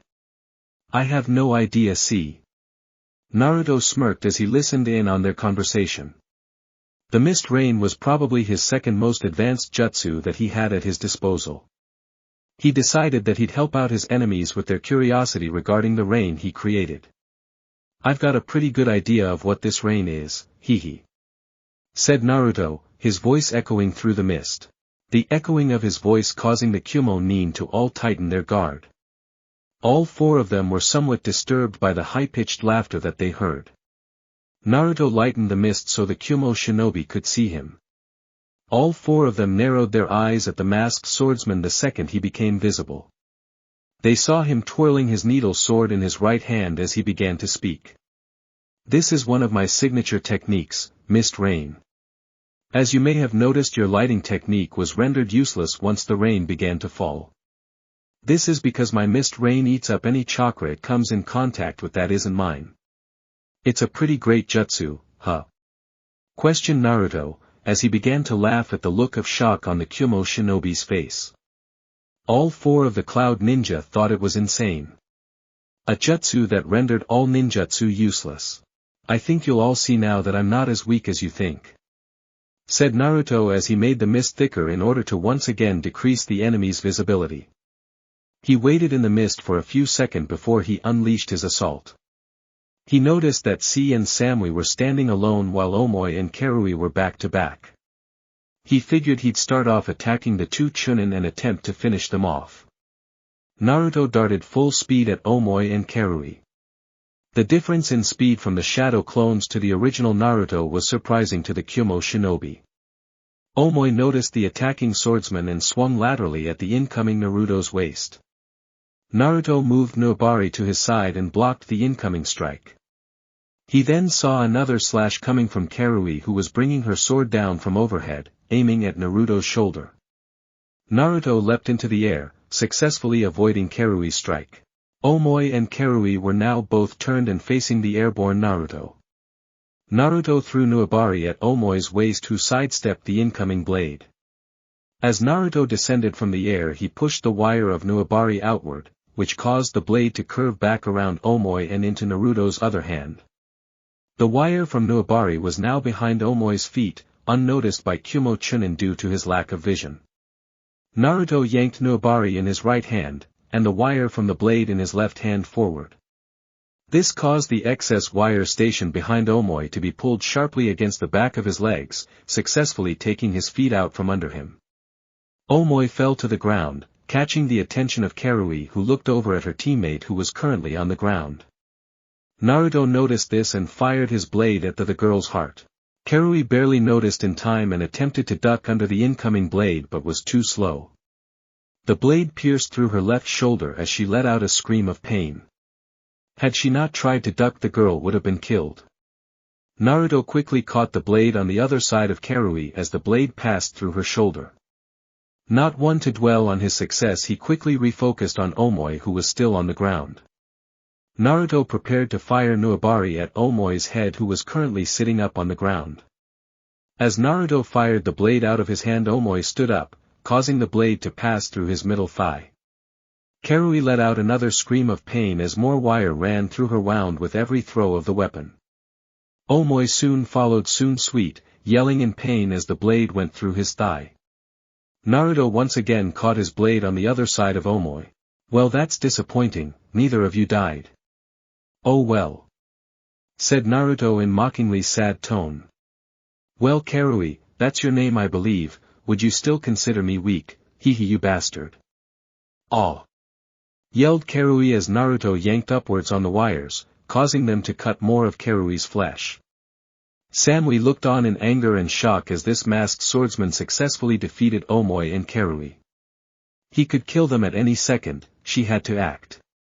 Samui ran at the wielder of Nuabari, lunging with her sword at his chest. Naruto hit her blade upward, causing her sword to go over his shoulder while also drawing more groans of pain from the two chunin who had been skewered by his blade. Samui pulled her sword back and leapt away. Every time that bastard moved his sword it hurt Omoi and Karui. Naruto grinned under his mask, the two jonin couldn't do anything. Any time they attacked he would counter with Nuabari, which inflicted pain to Omoi and Karui who were stuck on his wires. Samui leapt towards C who wasn't of much use anymore, unable to use ninjutsu, genjutsu, or his sensory abilities. Samui told C her plan that she had just come up with. If they could free Omoi and Karui from the wires then they might gain an advantage again. Samui's plan revolved around C distracting the masked swordsman while she cut the wire. C started the attack by firing multiple kunai at the masked swordsman. The man evaded the first two but soon noticed that a few had explosive tags attached to them. Naruto leapt into the air, avoiding the explosions from the tags. While in air he saw Samui running over to the wires where Karui and Omoi were. He cursed himself. If those two were freed this fight would be much more difficult. As soon as Naruto landed Samui had almost made it to the wire. Naruto darted over to intercept her blade that was now coming down to cut the wire. He soon realized that he wouldn't make it in time but came up with another idea. He channeled chakra into his hand to maximize the speed of his throw, and fired Nuabari at Samui's waist. He wouldn't be able to stop her from freeing Omoi and Karui but he'd either kill or wound Samui who was much more a threat than the other two. Samui noticed the incoming blade just as her sword was about to cut through the wire holding Omoi and Karui. She knew that she could either carry on with her slash to cut the wire and free the younger chunin or deflect the incoming blade and avoid injury. Samui decided to carry on with her slash as she cut through the wire with the cloud beheading technique. Just as she cut through the wire Nuabari pierced through her stomach, causing her to cough up blood. "Samui!"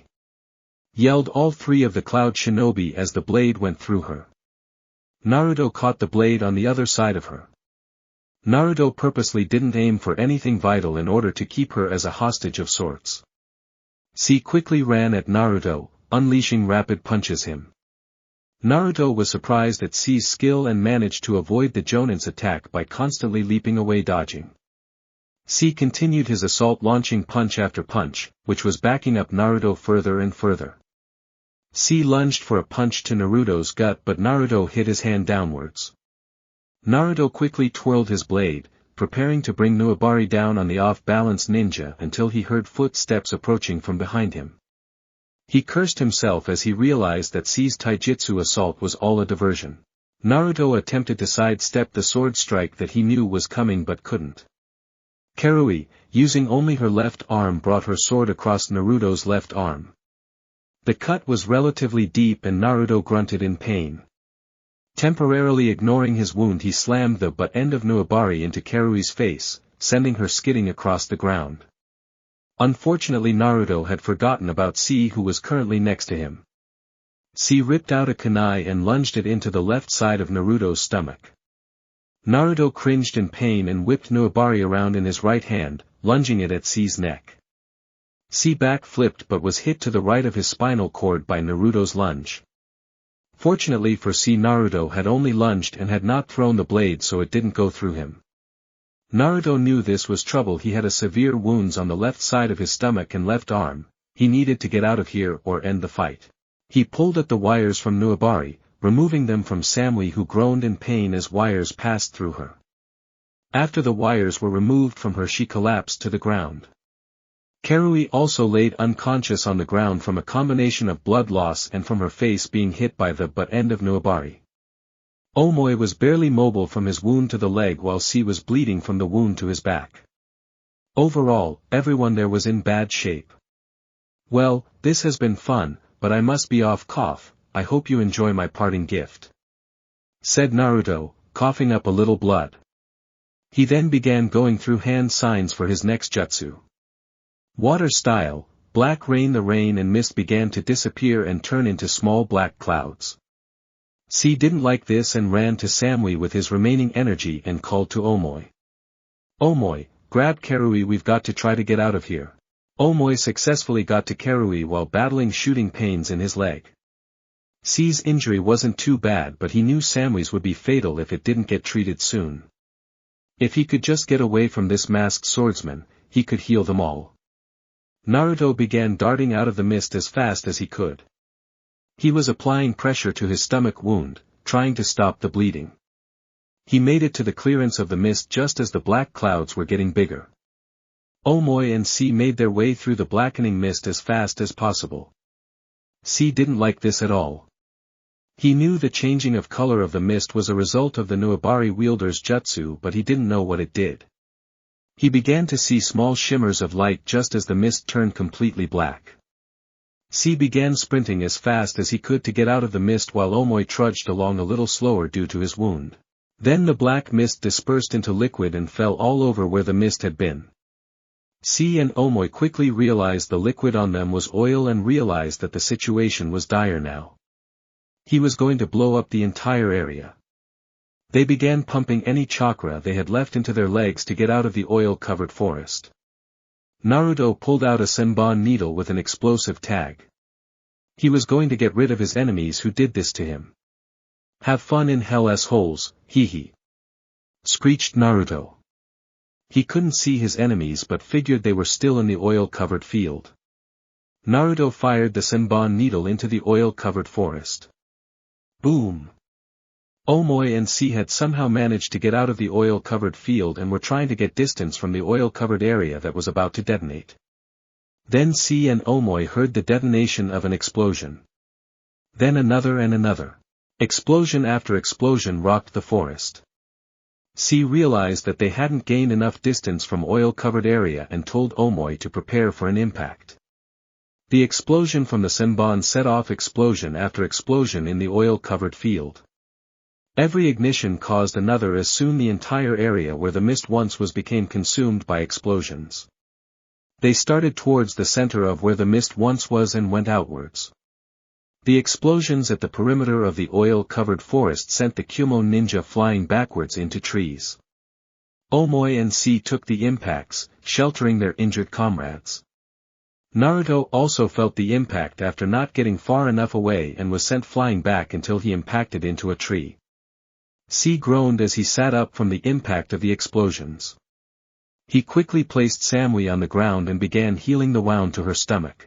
He had begun treatment in time, so he believed she would live as long as she didn't engage in combat anytime soon. Omoi limped over to C and placed Karui on the ground. She had a bad shoulder wound and was bleeding pretty bad, but she would also live. As C was healing the two girls, his thoughts went to the wielder of Nuabari, who was able to defeat 2 elite jonin of Kumo and 2 high chunin by himself. He had displayed magnificent skill with his blade while also possessing great ninjutsu ability. The only question running through C's mind was, who was this Konoha shinobi? He'd definitely have to discuss it with the Raikage when he was able to return. Naruto laid on the ground after the impact of the explosion. He had been sent flying from the sheer force of the detonation of the oil, causing his back to collide with the trunk of a tree. He'd already lost a considerable amount of blood from his 2 wounds and didn't know if he'd be able to get back to Konoha alive. He managed to stagger to his feet, using Nuabari as a crutch. However, he quickly collapsed to the ground, exhausted and bleeding. He slowly began to lose consciousness. The last thing he remembered was someone with long platinum blonde hair kneeling beside him before he blacked out. Chapter 11. INO was currently kneeling beside an unconscious and severely wounded Naruto Uzumaki. Shino and her had witnessed the massive explosion from the town they stayed in and decided to go back to check for Naruto. INO knew that Naruto asked them to leave, but she figured that due to the force of the explosion that both sides must have been weakened enough for them to enter the fray safely. She returned to the decimated battlefield to see the blonde-haired Uzumaki hunched over against a tree. She darted over to him, immediately knowing that something was wrong. Upon closer inspection, she noticed that he was suffering from a severe amount of blood loss from what appeared to be 2 wounds. One to the left arm and the other to the stomach. Shino stepped back, giving Ino space to begin her medical procedure. The cut on his left arm was causing Naruto to lose quite a bit of blood. Ino guessed the wound came from some form of swords as the cut was narrow but deep. The slash had nearly cut through Naruto's entire humerus bone. The other, and much more severe injury was the wound in his stomach.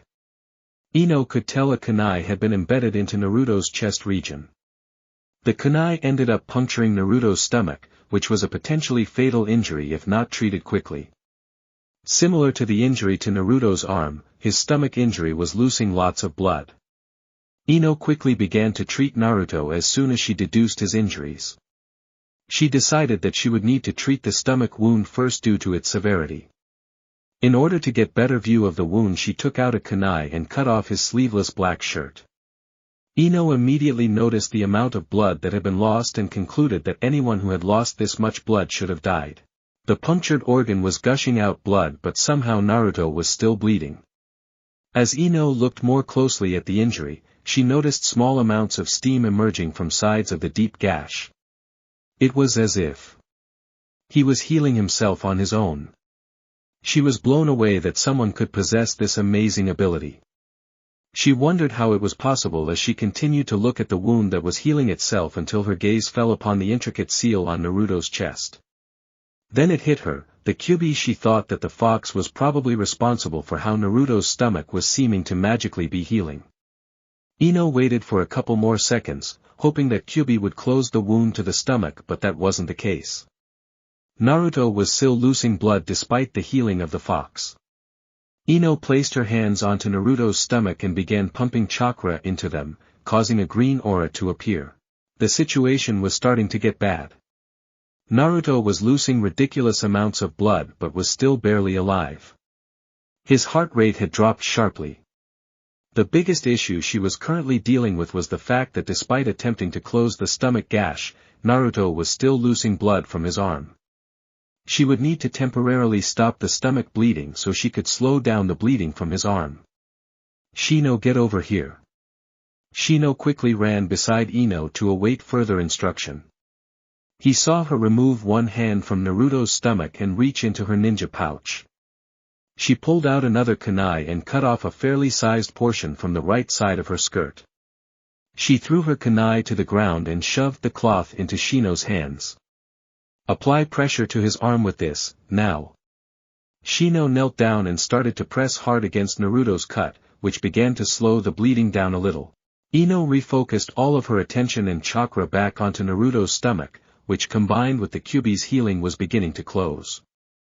After another minute of constant healing, the wound stopped bleeding. Shino switched spots. Shino immediately got up and allowed Ino to position herself near the cut to the arm. Shino then began applying pressure to the stomach. Ino looked at the arm wound and immediately noticed that steam was emerging from it, signifying that the fox was healing this injury too. Ino applied her medical ninjutsu to the cut as it rapidly began to close, being much less severe than the previous injury. After successfully closing both wounds, Ino rapidly took out bandages and began to wrap the arm cut. After putting an initial wrapping over the cut, Ino proceeded to feel around the humerus bone to see if she could tell if the bone was still damaged.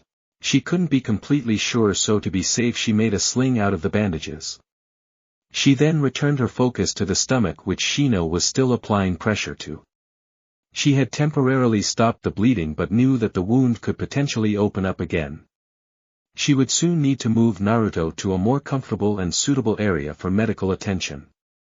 She proceeded to wrap bandages around the area of the wound. Ino knew that Naruto also had back injuries but believed they were much less severe and that the fox would probably take care of them.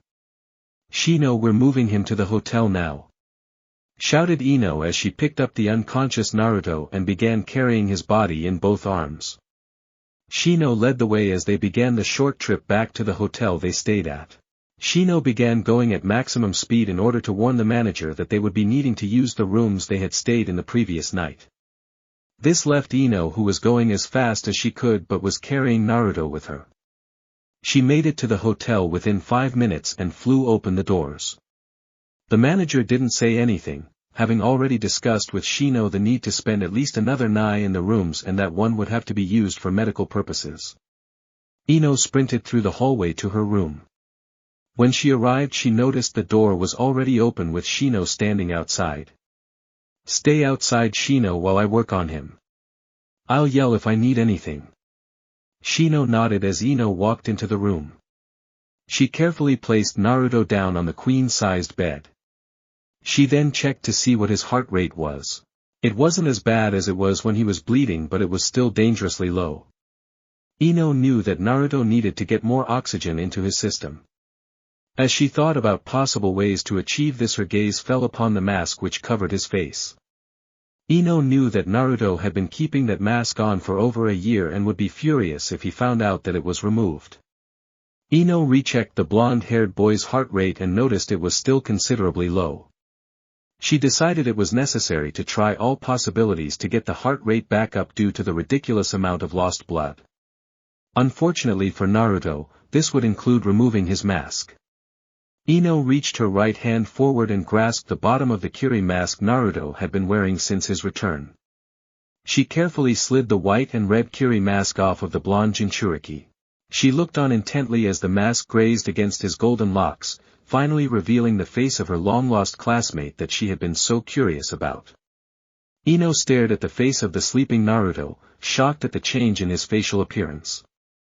His ruffled and spiky blonde hair covered most of his forehead.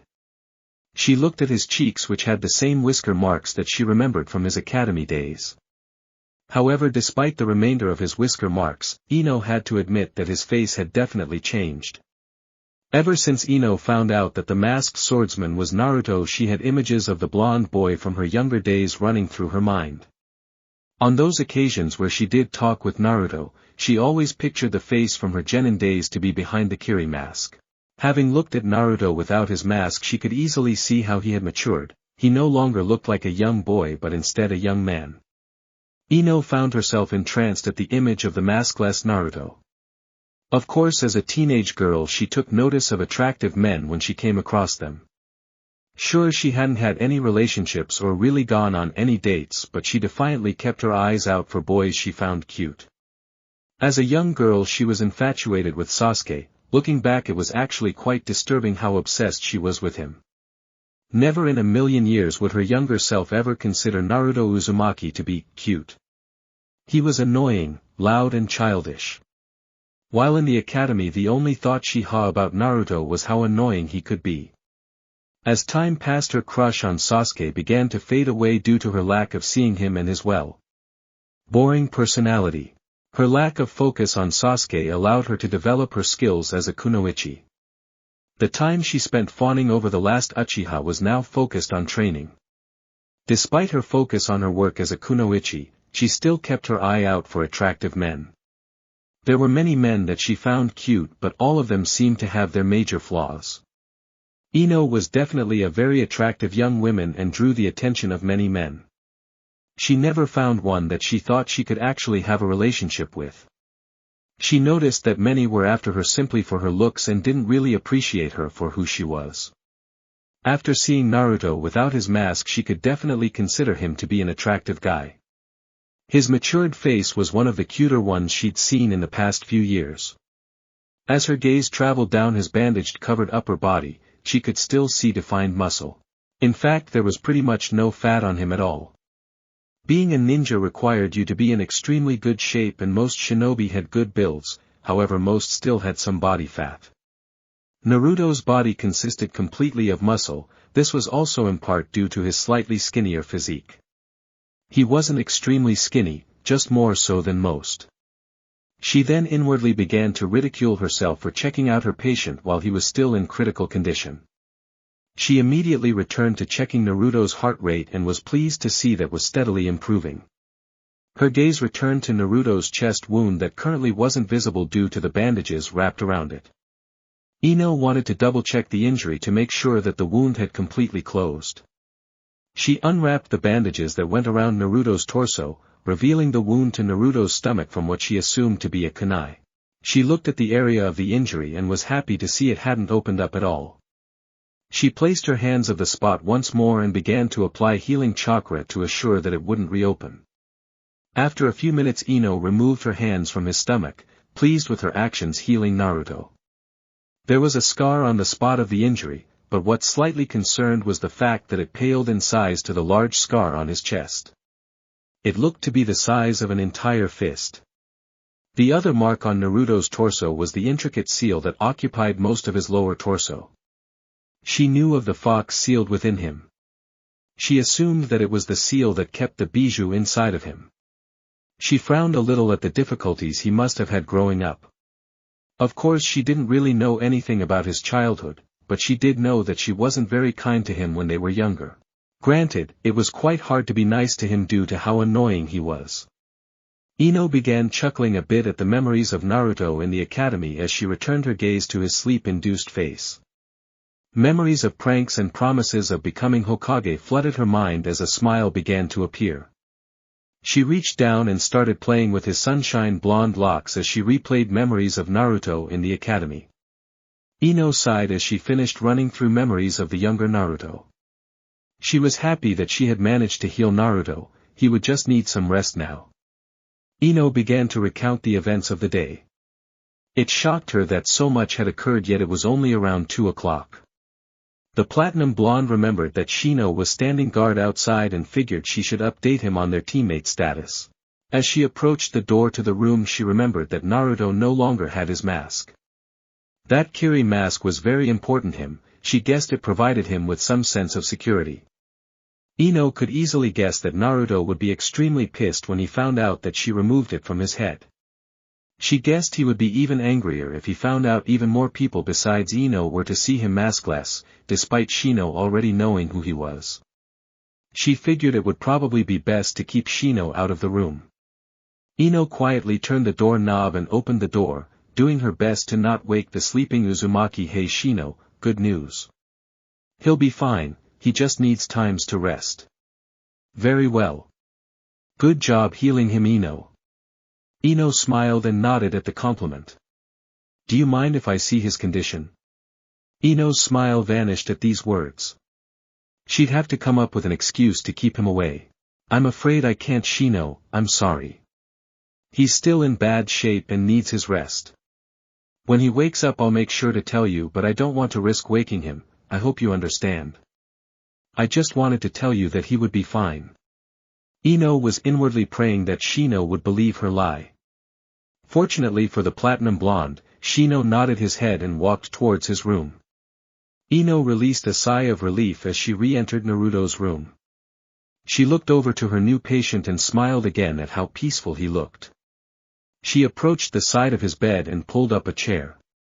She was relatively tired from the events that transpired today and from the amount of chakra she expended healing Naruto. She slowly drifted off to sleep at the bedside of her fellow blonde. INO was currently asleep in a chair, her body leaning forward as her head rested on Naruto's bed. She began to stir as she lifted her head up from the bead it had been resting on. The platinum blonde looked up to see that Naruto was still asleep. She looked at the clock and noticed she had dozed off for a couple hours. She stood up from her chair and lazily stretched, having just woke up and let out a relatively loud yawn. She immediately threw her hands over her mouth, inwardly cursing herself for making noise while Naruto was resting. She soon heard rustling as Naruto began to move around in his bed. Naruto began to open his eyes due to what sounded like a loud yawn.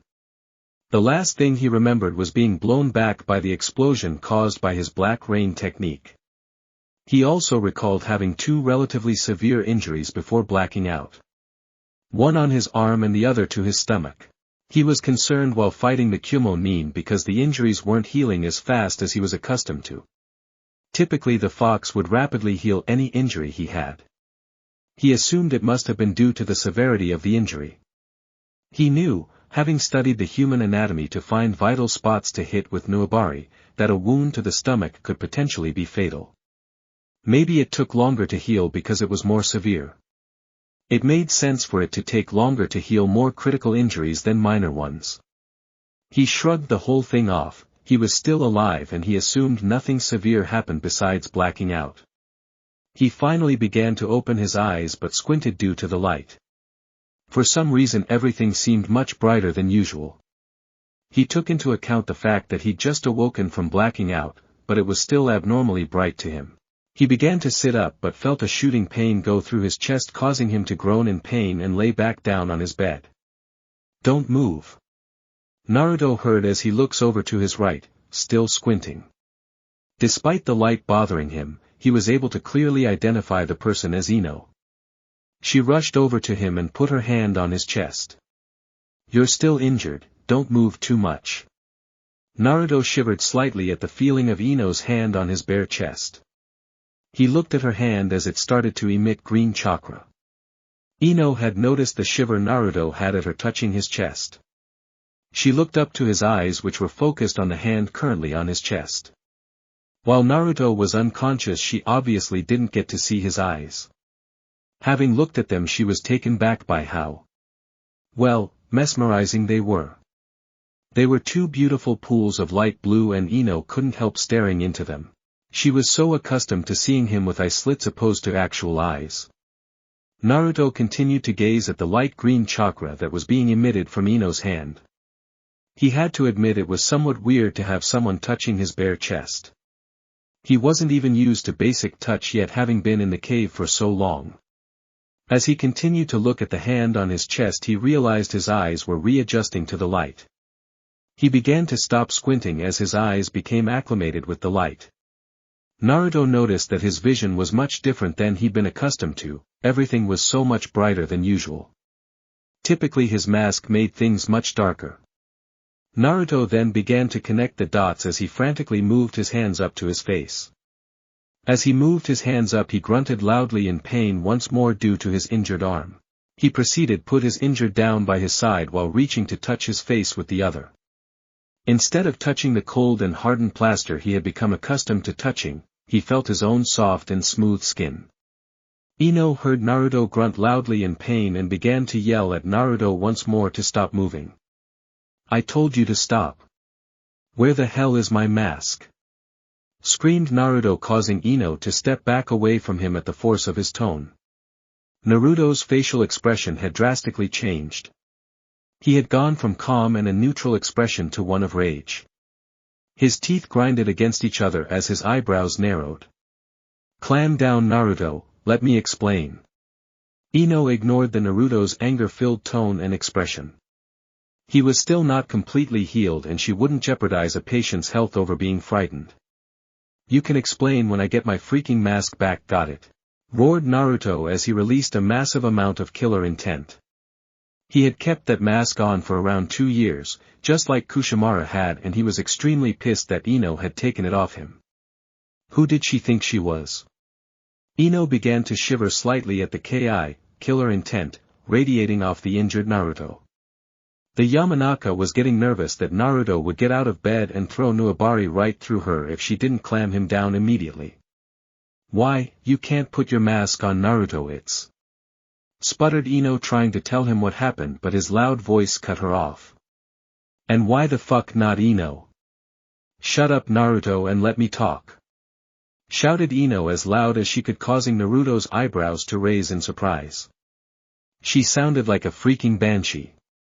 He now remembered one of the contributing factors to why he had found INO annoying in the academy to go along with her fangirl attitude. She was as loud as he was when he was younger. INO let out a huff of air as she watched Naruto begin to rub his ear due to how loud she yelled. "Now that you've calmed down from your fucking temper tantrum, I can tell you what happened. God, you're like a baby getting a toy taken away," said INO, causing Naruto to growl. She giggled at how easily riled up he got, but she also knew she had to be careful. Naruto was ridiculously powerful and could seriously hurt her if he actually wanted to. "Well then, as you probably know, you blacked out after that final explosion. Shino and I came back to check if you were alright, and I found you under a tree unconscious. You had a cut to your shoulder and a wound directly to your stomach.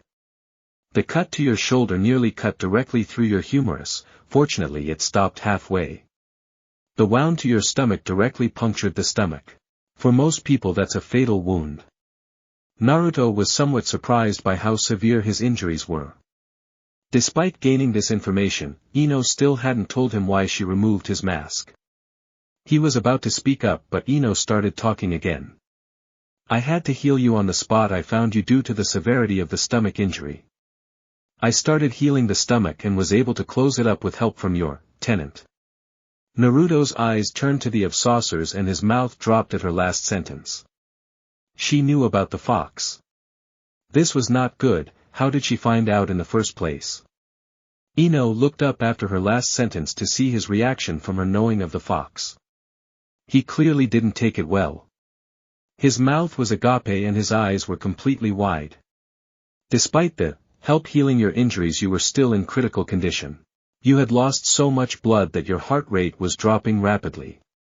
I closed up the cut on your arm so that just left your heart rate. Shino and I then moved you back here to your hotel room. Despite me closing up the wounds, you still weren't producing enough blood to replace all that you lost and weren't getting enough oxygen. Naruto recovered from her statement about the fox and continued listening to her story. He would question her about that soon. When she mentioned his lack of oxygen, he could easily guess why she took off the mask. So in order to get you more oxygen, I thought it would be a good idea to remove your mask. I know you never take it off and it was important for you to keep it on, but I had to try everything to keep you alive. So if that's not a good enough reason for taking off your mask, I don't know what is. INO huffed and crossed her arms under her chest while looking away from Naruto. Naruto hated to admit it, but he felt like a complete douche. He had freaked out on INO for basically saving his life. Naruto sighed in defeat as he looked up at INO. Look. I'm sorry for freaking out on you, INO, but as you said, that mask is really important to me. I've kept it on constantly for the past 2 years, so when I didn't feel it there, I guess I just lost it. You can say that again, said INO in a sarcastic tone, causing Naruto to sweat drop. She was a handful to deal with. I'm sorry, INO, I really am. I should be thanking you for apparently saving my life. Naruto said the sentence quietly, causing INO to smirk. Well, I suppose it's better than nothing. You're not really good at this whole apologizing thing. Or saying thank you for that matter. Well, being completely honest, I don't really care if you accept my apology, muttered Naruto, causing INO to sweat drop. Naruto smirked at her reaction. She may be difficult to deal with, but she did make him laugh. INO noticed Naruto's smirk and smiled. It looked so natural for him to have a smile on. She hated his stupid mask. She didn't get to see how he was feeling at all. On the other hand, she guessed that was part of his motive for wearing it. What are you smiling at? Questioned Naruto with a raised eyebrow. I was just thinking that I like you better without your mask. Naruto was slightly confused by her statement. Why do you wear that creepy thing anyway? Naruto sighed. How did she end up knowing the most about him in the village? INO was definitely not one of the people he thought he'd develop some form of a bond with once he returned. She'd barely ever crossed his mind while in Kushimaru's cave. INO noticed his hesitation to respond and guessed he was debating whether or not he would tell her something. Do you want to know something funny? Asked Naruto, causing INO to look at him quizzically. I have no clue why, but somehow you managed to find out more about me than anyone else in this village. We barely talked when we were younger, yet you somehow are able to have conversations with me. Weird, huh? INO thought about what he said. He was right about them not talking when they were younger. They always ended up clashing about Sasuke or about him being annoying. She did find the idea of him talking to her the most since his return kind of funny, since they had barely had an actual conversation until now. Naruto didn't know why he felt willing to talk to INO. Maybe it was the fact that she wasn't terrified of him. After all, most of the village was.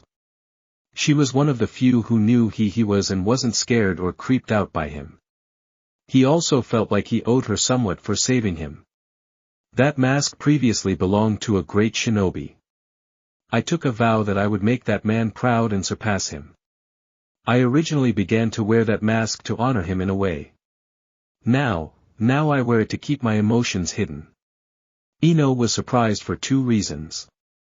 First, he was actually revealing information about himself to her. Her, the gossip queen of Konoha. What was he thinking? Secondly, he said he wanted to hide his emotions. Why would anyone want to do that?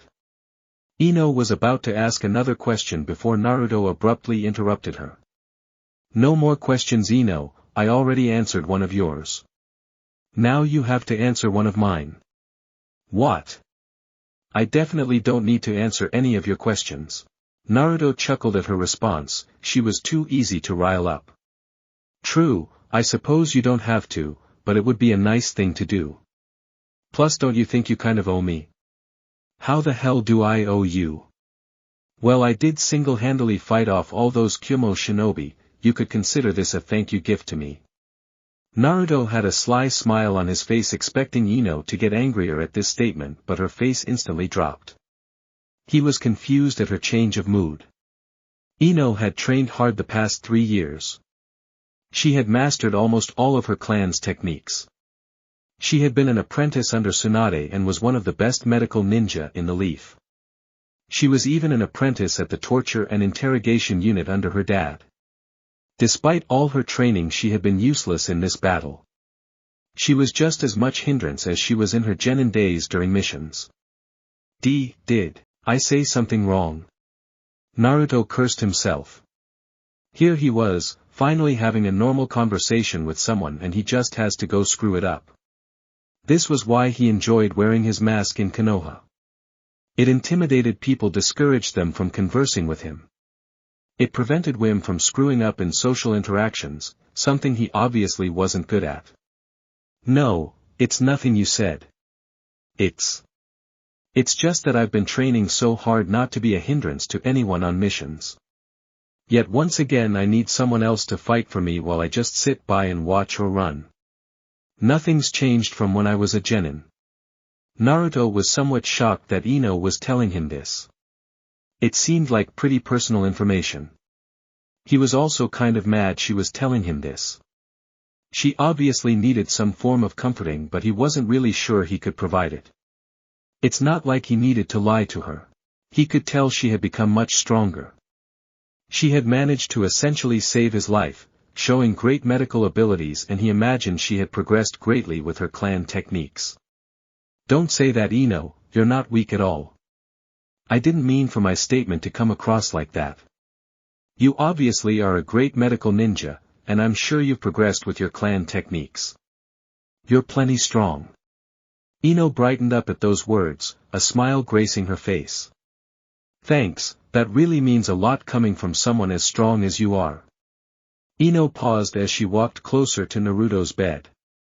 I didn't know you could be so sweet, Naruto. I thought you were an emotionless pit. But I was obviously wrong. Naruto's sweat dropped at the emotionless pit part. His reputation around the village clearly wasn't very good. However, he didn't want his reputation around the village to be that he was sweet either. The Jinchuriki became startled when he saw Ino lean down and wrapped her arms around him. He began to blush at the close contact with the gorgeous platinum blonde. Ino ended the embrace, removing her arms from the sunshine blonde. She looked down at Naruto to see he was blushing and slightly sweating, causing her to grin. Looks like Konoha's homicidal masked swordsman has a glaring weakness. Ino placed her hand on Naruto's chest, causing him to gulp and his blush to darken. She leaned down beside his head and whispered into his ear. It seems he hasn't had much close contact with women, have you, Naruto? Questioned Ino in a sickeningly sweet tone, causing Naruto to stutter before Ino broke out into laughter. If only I had my mask. Thought Naruto as he smiled slightly at Ino's laughter. After she began to stop laughing, he decided he would finally ask his question. Now that you've had your fun, you'll answer my question. Ino sighed and spoke up. Fine, ask away. How did you know that I'm a Jinchuriki? Gone was any smile or joking attitude around Naruto. His eyebrows slightly narrowed, seemingly concerned that she knew he had the Kyuubi within him. Ino figured she would simply tell him the truth. She was forbidden by Lady Tsunade from talking to anyone about Naruto being a Jinchuriki, but she was talking to the jailer himself. Well, Lady Tsunade told all of the Rookie 9 along with Team Guy after the retrieval mission. Sasuke was starting to talk about a red cloak of chakra that had covered you, so I guess Tsunade felt she had to tell everyone. Naruto's gaze moved to the ceiling, not wanting to look INO in the eye. He didn't know what she would think about him. She had been nice to him recently, but that might simply be for the sake of the mission. What if she was one of those people who thought he was a monster? INO saw Naruto look away from her, obviously concerned about what she thought. She was slightly offended that Naruto thought so little of her that he would think she wouldn't like him due to the knowledge that he was a Jinchuriki. Naruto, I don't think any differently of you. You're the same person to me, with or without the fox. INO saw Naruto return his gaze to her, a look of surprise on his face. I'm kind of pissed you'd think I wouldn't talk to you because you're a Jinchuriki. I'm sorry, it's just a really sore subject for me and I know many people treat me differently because of it. It wouldn't be too far-fetched to believe you would think like them. And why is that? Said INO in an irritated tone. Naruto clearly didn't think much of her. Well, when we were younger you didn't pay much attention to me. You mostly just yelled at me or hit me. I guess I just believe that your parents may have told you to stay away from me like most of the others did. INO was speechless. People's parents told their kids to stay away from him. Sure, he was slightly annoying, but to keep your kids away from a young boy over something he couldn't control angered INO. Was it hard growing up? INO immediately regretted the question. Naruto's eyes darkened as a sad smile appeared on his face. He looked over to her and spoke. That's a conversation for another time, INO. The Yamanaka heiress nodded her head, understanding how difficult a subject it was for him to discuss. The two sat in silence for a few minutes before INO saw Naruto yawn. You need to rest, Naruto. We'll be heading back to the Leaf tomorrow despite your injuries. You should be fine to travel slowly. Naruto nodded his head, happy to be able to return to sleep. Is it okay if I put my mask back on? No. What, why not?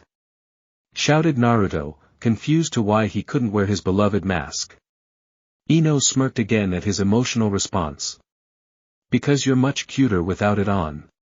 Said INO with a sly grin on her face, causing Naruto to blush profusely. I'll be back in a few minutes, I have to talk to Shino. I'll be sleeping in that chair to make sure you sleep fine through the night.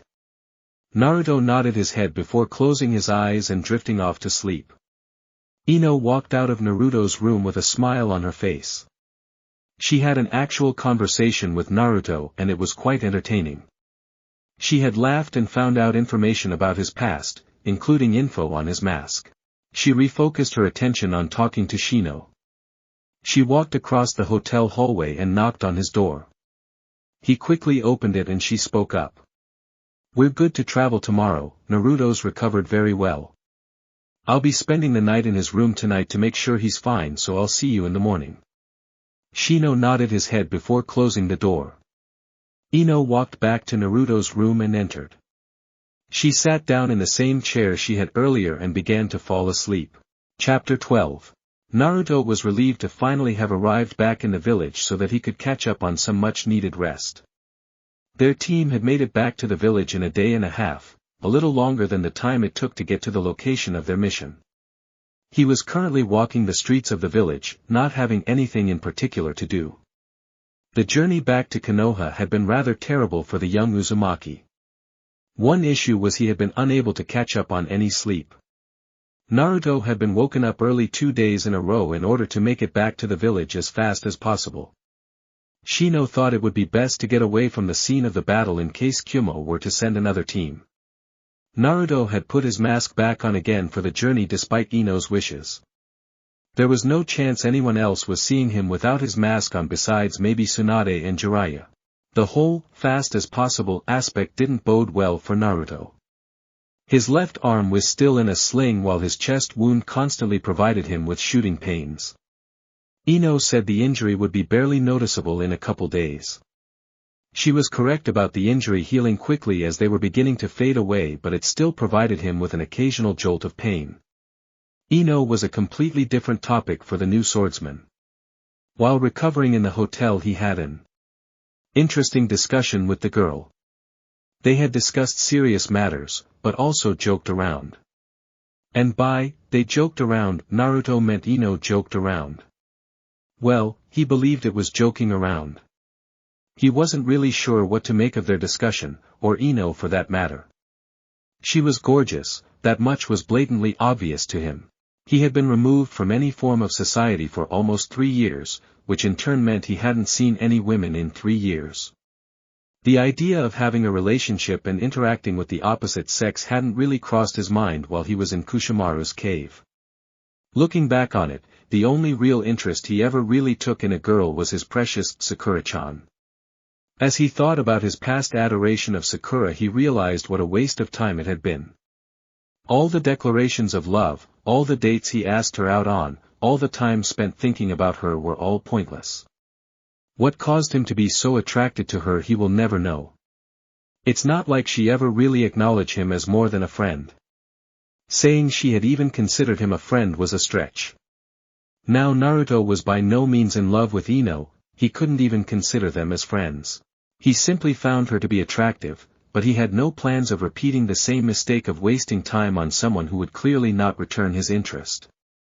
Naruto was going to take a wild guess that a homicidal, bitter and socially awkward guy that wears a mask constantly and hadn't been back in the village for over 3 years wasn't exactly up INO's ally. Regardless of her opinion of him, Naruto wasn't interested in having a relationship with someone. First off, it was highly unlikely that he would be able to maintain one with a girl due to his secrecy and lack of conversation skills. The second issue, and the most blatantly obvious reason, was that there was no way in hell he'd be able to find a girl who would actually want to go out with him.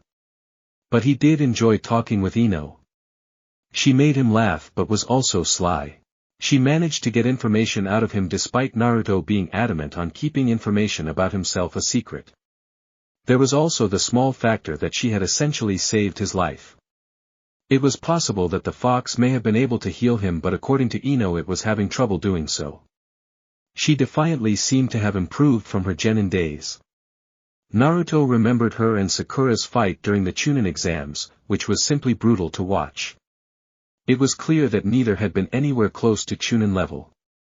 She had now become a skilled medic, perhaps training under Tsunade. She probably progressed in her clan techniques. Her abilities didn't seem to favor a frontline fighter, he guessed she would be better suited to be an interrogator with her clan techniques. However, she had definitely progressed from being that useless fangirl from her genin days. Naruto neared the Hokage's office while on his stroll. While thinking about his early shinobi career, he realized he was technically still a genin. Naruto hated the fact that some people who he was clearly stronger than could give him orders. INO was a clear example of this. There was no doubt in his mind that he could easily defeat INO, yet she could give him orders. He began to debate whether or not he should go have a chat with Tsunade. He could possibly get her to promote him. He didn't see why she wouldn't, he had fought Kakashi and performed well. Not to mention he just fought off an entire Kumo squad consisting of 2 high jonin. It was evident that he had the skills required. If Shino was a jonin, there was no reason he couldn't be. There was also the matter of her telling all the other Konoha 12 about him being a Jinchuriki. He had recently heard that his old class is referred to as the Konoha 11 nowadays, he assumed due to his own disappearance.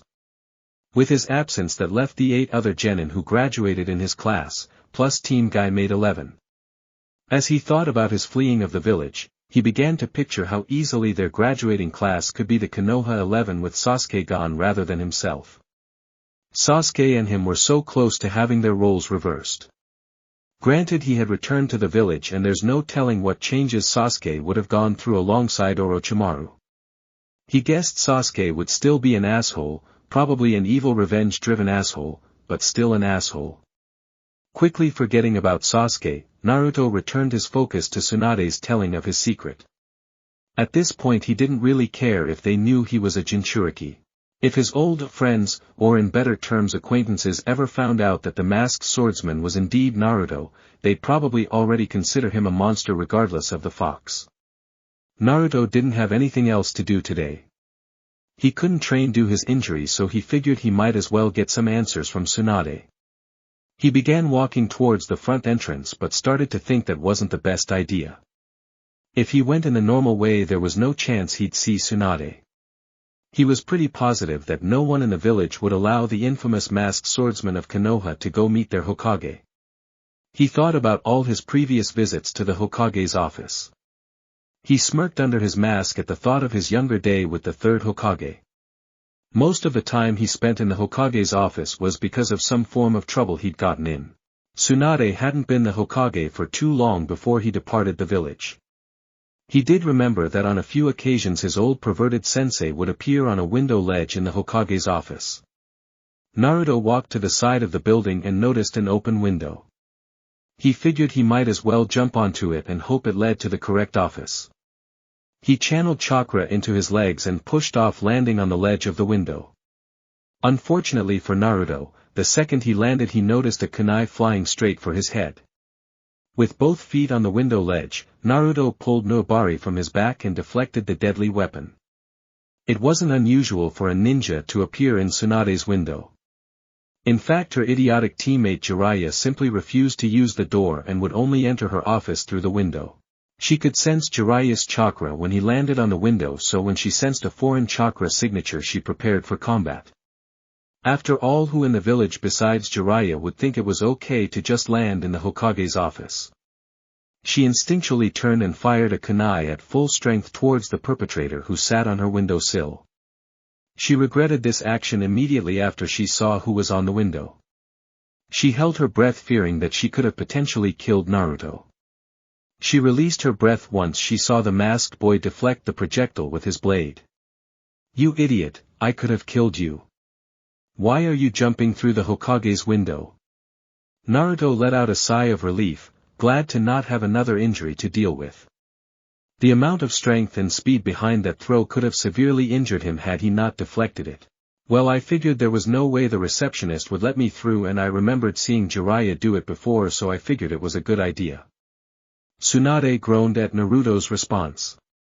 That pervert Jiraiya was defiantly not a good mentor. She hadn't seen Naruto since his return from his mission. Since Shino was the Jonin commander, he was the only one required to give the mission report to the Hokage. Shino had told her about their team's mission and she had to say she was impressed. Naruto had fought off 4 Kumo shinobi single-handedly. She knew of the 2 Jonin, C and Samui. C was well renowned for being Kumo's best medic and sensory shinobi. He was credited with being one of Kumo's best ninja, while Samui was an elite swordsman. However, she was somewhat concerned with the fact that he had fought the enemy alone.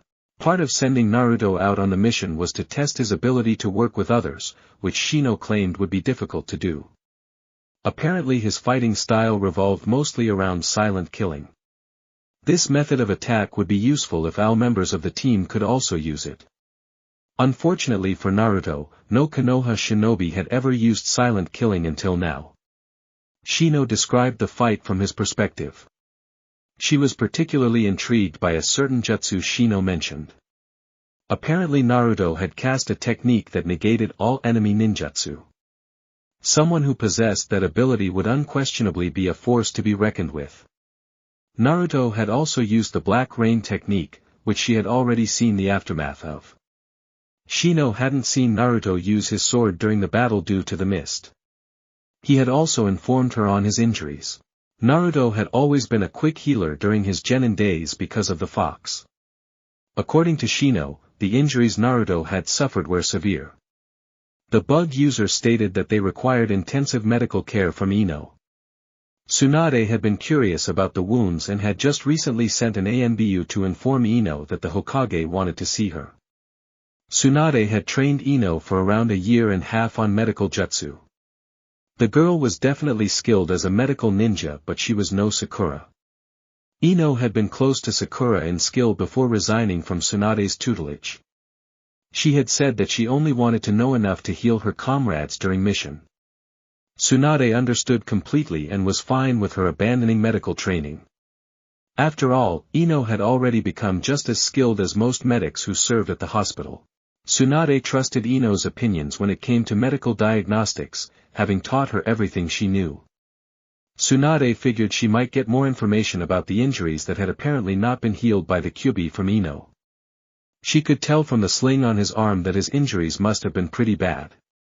"If you pick up any more of Jiraiya's stupid traits, I'm going to have to start pounding you as well," said Tsunade in a threatening tone. Naruto smirked under his mask at her statement. He then leapt into the office and walked to the front of her desk. Tsunade's gaze followed the Naruto as he walked in front of her. "Well, what do you want, Naruto? I've got work to do and INO will be arriving soon." It wasn't that Tsunade didn't want to talk to Naruto, in fact she was inwardly thrilled that he had stopped by. It was just that she had a lot of work on her plate, plus she did schedule a meeting with INO. Naruto was a little curious about Tsunade's meeting with INO and what it could be about. He pushed those thoughts aside though and decided to focus on the two reasons he came to talk to the Hokage. "I've got two things I'd like to discuss with you, if you don't mind." Tsunade kept her gaze on Naruto, inwardly debating whether she had time before INO arrived. "INO will be coming soon, will they be quick? If not, we can always talk later, Naruto." "They should be quick, but it will depend on your answers. I personally believe that they don't require too much discussion, just answers." Tsunade decided she might as well just have the discussion now about whatever was on Naruto's mind. After all, INO could wait a few minutes if need be. "Very well, go ahead then. The first matter that I wanted to address is my rank. I think we both know I'm way past the skill level of a genin." Tsunade was a little surprised that Naruto had brought this up. She knew that he was by no means a genin-level shinobi, he definitely had the skill level of a jonin. She was just curious about his motives for addressing the topic. From what she had gathered from Naruto since his return, it seemed as if he wasn't too focused on obtaining a promotion or his rank. He also didn't seem to like working with others, so she guessed it wasn't because he wanted to be the leader of a team. "What's with the sudden interest in your rank, if you don't mind me asking? I wouldn't have guessed you'd be so interested in getting a promotion." "I'm not, I just don't like the idea of people who are weaker than me bossing me around." There it was. That motive made sense to Tsunade. She guessed that maybe INO or Shino had given him orders during their mission. This new Naruto didn't seem too eager to follow orders. He probably ignored one and with INO or Shino pulled the rank card. "I see. And what rank do you think you should be?" Tsunade wanted to hear Naruto's own assessment of his skills. "Well, I believe that I'm jonin level in terms of personal abilities. My fight with Kakashi and last mission backed that statement up, however I will admit that I don't exactly work well with others." Tsunade agreed with his opinion of his own skills. Naruto had definitely become a force to be reckoned with, but he had next to no ability to work alongside an ally. She didn't exactly know what rank to put Naruto at since it was generally a given that jonin were able to work with others. Konoha shinobi work in teams since the first time they become genin. This made them notorious at working together. Naruto on the other hand hadn't worked with others in over 3 years. Unfortunately, one of the key factors in becoming a jonin is teamwork. Naruto cringed under his mask. He was stronger than most of the shinobi in the village and he still couldn't become a jonin. He knew teamwork was important, but to keep him at Benin just because he lacked the trait was ridiculous. Teamwork sure as hell hadn't done anything for him the last mission. Tsunade put her hand up signaling Naruto to stop his cringing. She could see him tense up at his previous words. Tsunade didn't want Naruto to be a jonin. That would put him in a position of leadership over other ninja, which she didn't believe Naruto was ready for in the slightest. She did however have a ranking in mind for Naruto: Tokubetsu Jonin, Special Jonin. Tokubetsu Jonin were shinobi who had jonin-level abilities with a specific skill. An example of this was Ibiki, who had jonin-level skill in interrogation. Tsunade didn't exactly know what Naruto's special skill was, but she supposed it could be combat. He pretty much lacked any other qualities of a shinobi besides combat ability. He didn't work well with others, he wasn't a leader, he didn't communicate with his comrades, he wasn't very well liked amongst other shinobi, he just simply fought. I'm going to promote you to Tokubetsu Jonin with a speciality in combat. Tsunade saw Naruto release the tension in his body. She assumed he was happy. Of course she couldn't tell due to that accursed mask. Naruto had a large smile on under his mask. He was genuinely happy from his promotion and was somewhat surprised that Tsunade had actually raised his rank. He wasn't really sure what a Tokubetsu Jonin did, but it had Jonin in the name. He guessed it had to be a relatively high ranking, high enough to prevent weaklings from bossing him around. So what exactly does this position mean for me? Am I still treated as a Jonin? You will be treated as a Jonin, you will have the same amount of pay and respect that come with being an actual Jonin. The only difference is I won't be sending you out as a leader of a team. I'm sure you can understand my reasons for doing so. You will be sent out for missions in which require a great deal of fighting. Ideally we will only have to send you and one other person with you for them.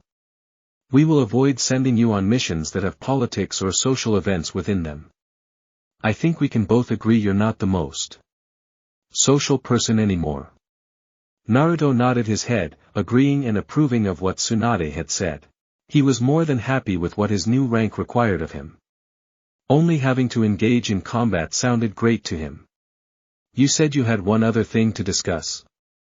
Naruto quickly removed the thoughts of his new promotion to that of his other topic. Yes, I had one other matter I wanted to talk to you about. While on my mission INO told me she knew of me being a Jinchuriki. She later told me that you had told my entire class of this. Tsunade's facial expression turned serious. She had informed Naruto's entire graduating class as well as Team Guy about his tenant. I'm not mad about it or anything, I'm just curious about why you chose to do so. Tsunade was somewhat relieved that Naruto wasn't angry at her. She felt as if their relationship was at least improving and this could have potentially been a setback. She let out a sigh before beginning her response. A few days after you left, Sasuke began telling Sakura and a few others about the red chakra clock that had enveloped you. He said the chakra felt evil and that you had become animalistic. Rather than let people come up with their own negative opinions, I decided to inform them about you being a Jinchuriki. Naruto nodded his head, approving of the reason. Once again, he really didn't mind the fact that people knew he was a Jinchuriki. That matter didn't really affect as of now since barely anyone knew that the masked swordsman who had arrived in Konoha was actually Naruto. Well, that's all I really wanted to talk about, thanks for taking the time to do so. Said Naruto while scratching the back of his head awkwardly with his only good hand. Tsunade smiled at the statement and gave him a nod in return. Anytime Naruto, just don't use the window again. I don't know about that, going thing the window seems to make things more interesting. Tsunade let out a hostile growl. What did you say, you scrawny brat? Naruto let out a chuckle at her reaction before he heard the door cracked open. Tsunade-sama, INO is here too, how the hell did you get in here?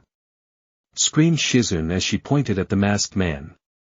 Tsunade let out yet another sigh, this day had got more and more troublesome. It's fine, Shizune, we were having discussion. But I didn't even see him come through the building. He pulled a Jiraiya. Shizune immediately understood what Tsunade had said, signifying that he had appeared in the window. Soon Ino Yamanaka appeared behind Shizune and was surprised to see Naruto standing there. Tsunade saw Ino appear and prepared to usher Shizune away. It's not a problem, Shizune, now do you mind leaving us? Shizune bowed and left the room, but not before giving Naruto a glare. Ino had been walking through the city streets, hoping to bump into a friend or find something in a shop that caught her eye until an ANBU agent appeared. The ninja had told her that Tsunade wished to see her immediately. She made her way to the Hokage building where she saw Shizune, who led her to Tsunade's office. Both Shizune and herself were surprised to see the masked swordsman in Tsunade's office. Of course Ino had known that the masked man was Naruto. Tsunade-sama, would you like me to come by later? No, now is fine, I was just finishing up my discussion with. Before Tsunade could finish up, Naruto interrupted her. She knows who I am. She does. Not only do I know who he is, I got to see him without that stupid mask on. Responded INO proudly with a grin on her face. For the last time, INO, it is not stupid. Groaned Naruto. On the way back from the mission to the border of the land of fire, Naruto and INO trailed behind Shino. They had talked a bit more. Most of the discussion consisted INO teasing him about him annoying and stupid his mask was. INO's real motive was to get him to stop wearing it. This had continued for around 10 minutes before Naruto just stopped arguing with her as a whole. INO didn't know whether to consider it a victory on her part or if she had simply annoyed him too much. She went with it being a victory on her part. Of course Naruto considered it the latter. He didn't really want to hear her insult his mask or argue for that matter.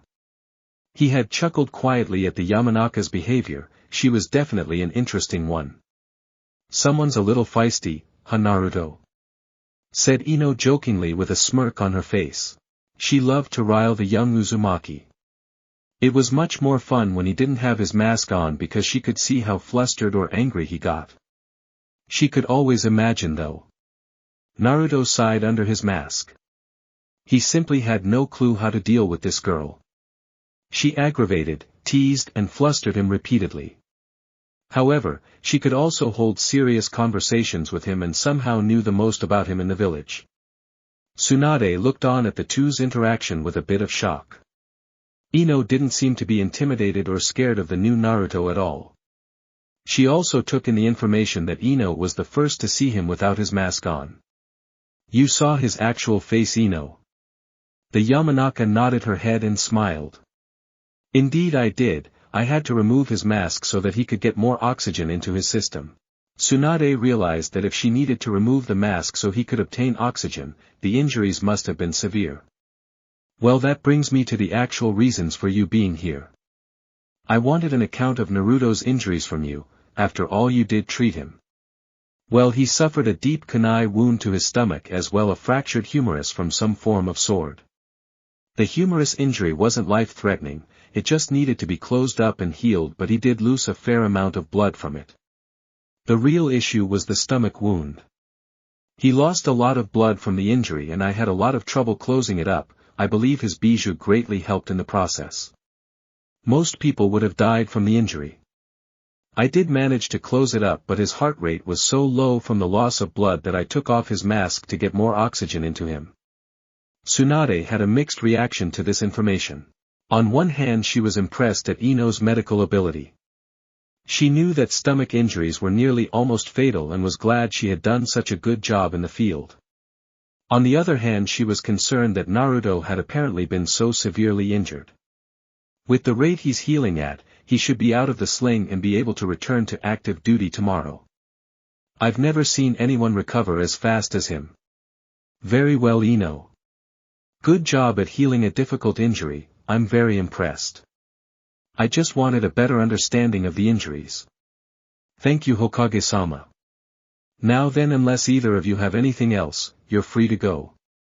INO bowed to the Hokage as a sign of respect. Naruto noticed this and quickly followed suit before departing through the door rather than the window alongside INO. Tsunade had a grin on her face. INO seemed to get along alright with Naruto, which was something very uncommon since his return.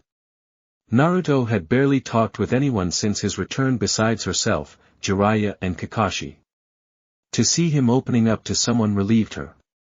She doubted that he'd ever be the same young boy that convinced her to return to the village. One thing was blatantly clear about Naruto, he didn't care about others as much as he used to. It seemed that his whole goal of getting people to accept him was forgotten. As much as she didn't want to admit it, she doubted Naruto would ever recover that goal. However, maybe he could find a few people that he legitimately cared about, it would be a start. As INO and Naruto walked out of the Hokage building, she noticed the glares the blonde swordsman was receiving. They made her feel slightly unnerved, but Naruto didn't seem to care in the slightest. She knew he could see them, they were pretty hard to miss, especially when at least 20 people were doing so. Once they exited the building, she brought it up as they walked down the street. It was now getting dark in Konoha as the streets began to empty. You don't seem to have many friends these days, do you, Uzumaki? Naruto shrugged his shoulders. I guess not, I don't really care though, I'm used to it. This response confused INO. She remembered him being decent friends with a few kids in her graduating class. He wasn't the most popular by any means, but she had seen him hang out with Shikamaru and Choji before. You're used to it. Didn't have many friends growing up, so I don't mind it nowadays.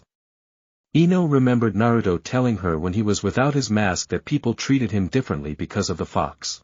He said that parents had kept their kids away from him, which explained his apparent lack of friends growing up. The street they were on began to split into 3 different paths. One lead to the clan district where many of Konoha's prominent clans such as the Yamanakas had their compounds. The next lead to where many civilians and shinobi lived. The final path lead to the poorer district of Konoha. The two neared the split in paths before Naruto spoke up. We'll be going our separate ways, INO, I guess I'll see you around. Said Naruto before walking down the path that lead to the poor part of Konoha. He didn't really expect INO to search him out very much now that their mission had ended. She had her own friends and Naruto didn't mind that. See ya. I still have many more questions to ask you, Naruto, so don't think you're going to ignore me since we don't have a mission together. Yelled INO with a sly grin on her face. Naruto didn't respond and just kept walking down his path. INO was disturbed by this in the slightest. She had felt with Sasuke's rejection for years, so this was nothing new to her. She would find out what happened to Naruto, why he left, where he went and why he changed. She began walking down the path to her compound with a smile on her face and a determination to accomplish her new mission.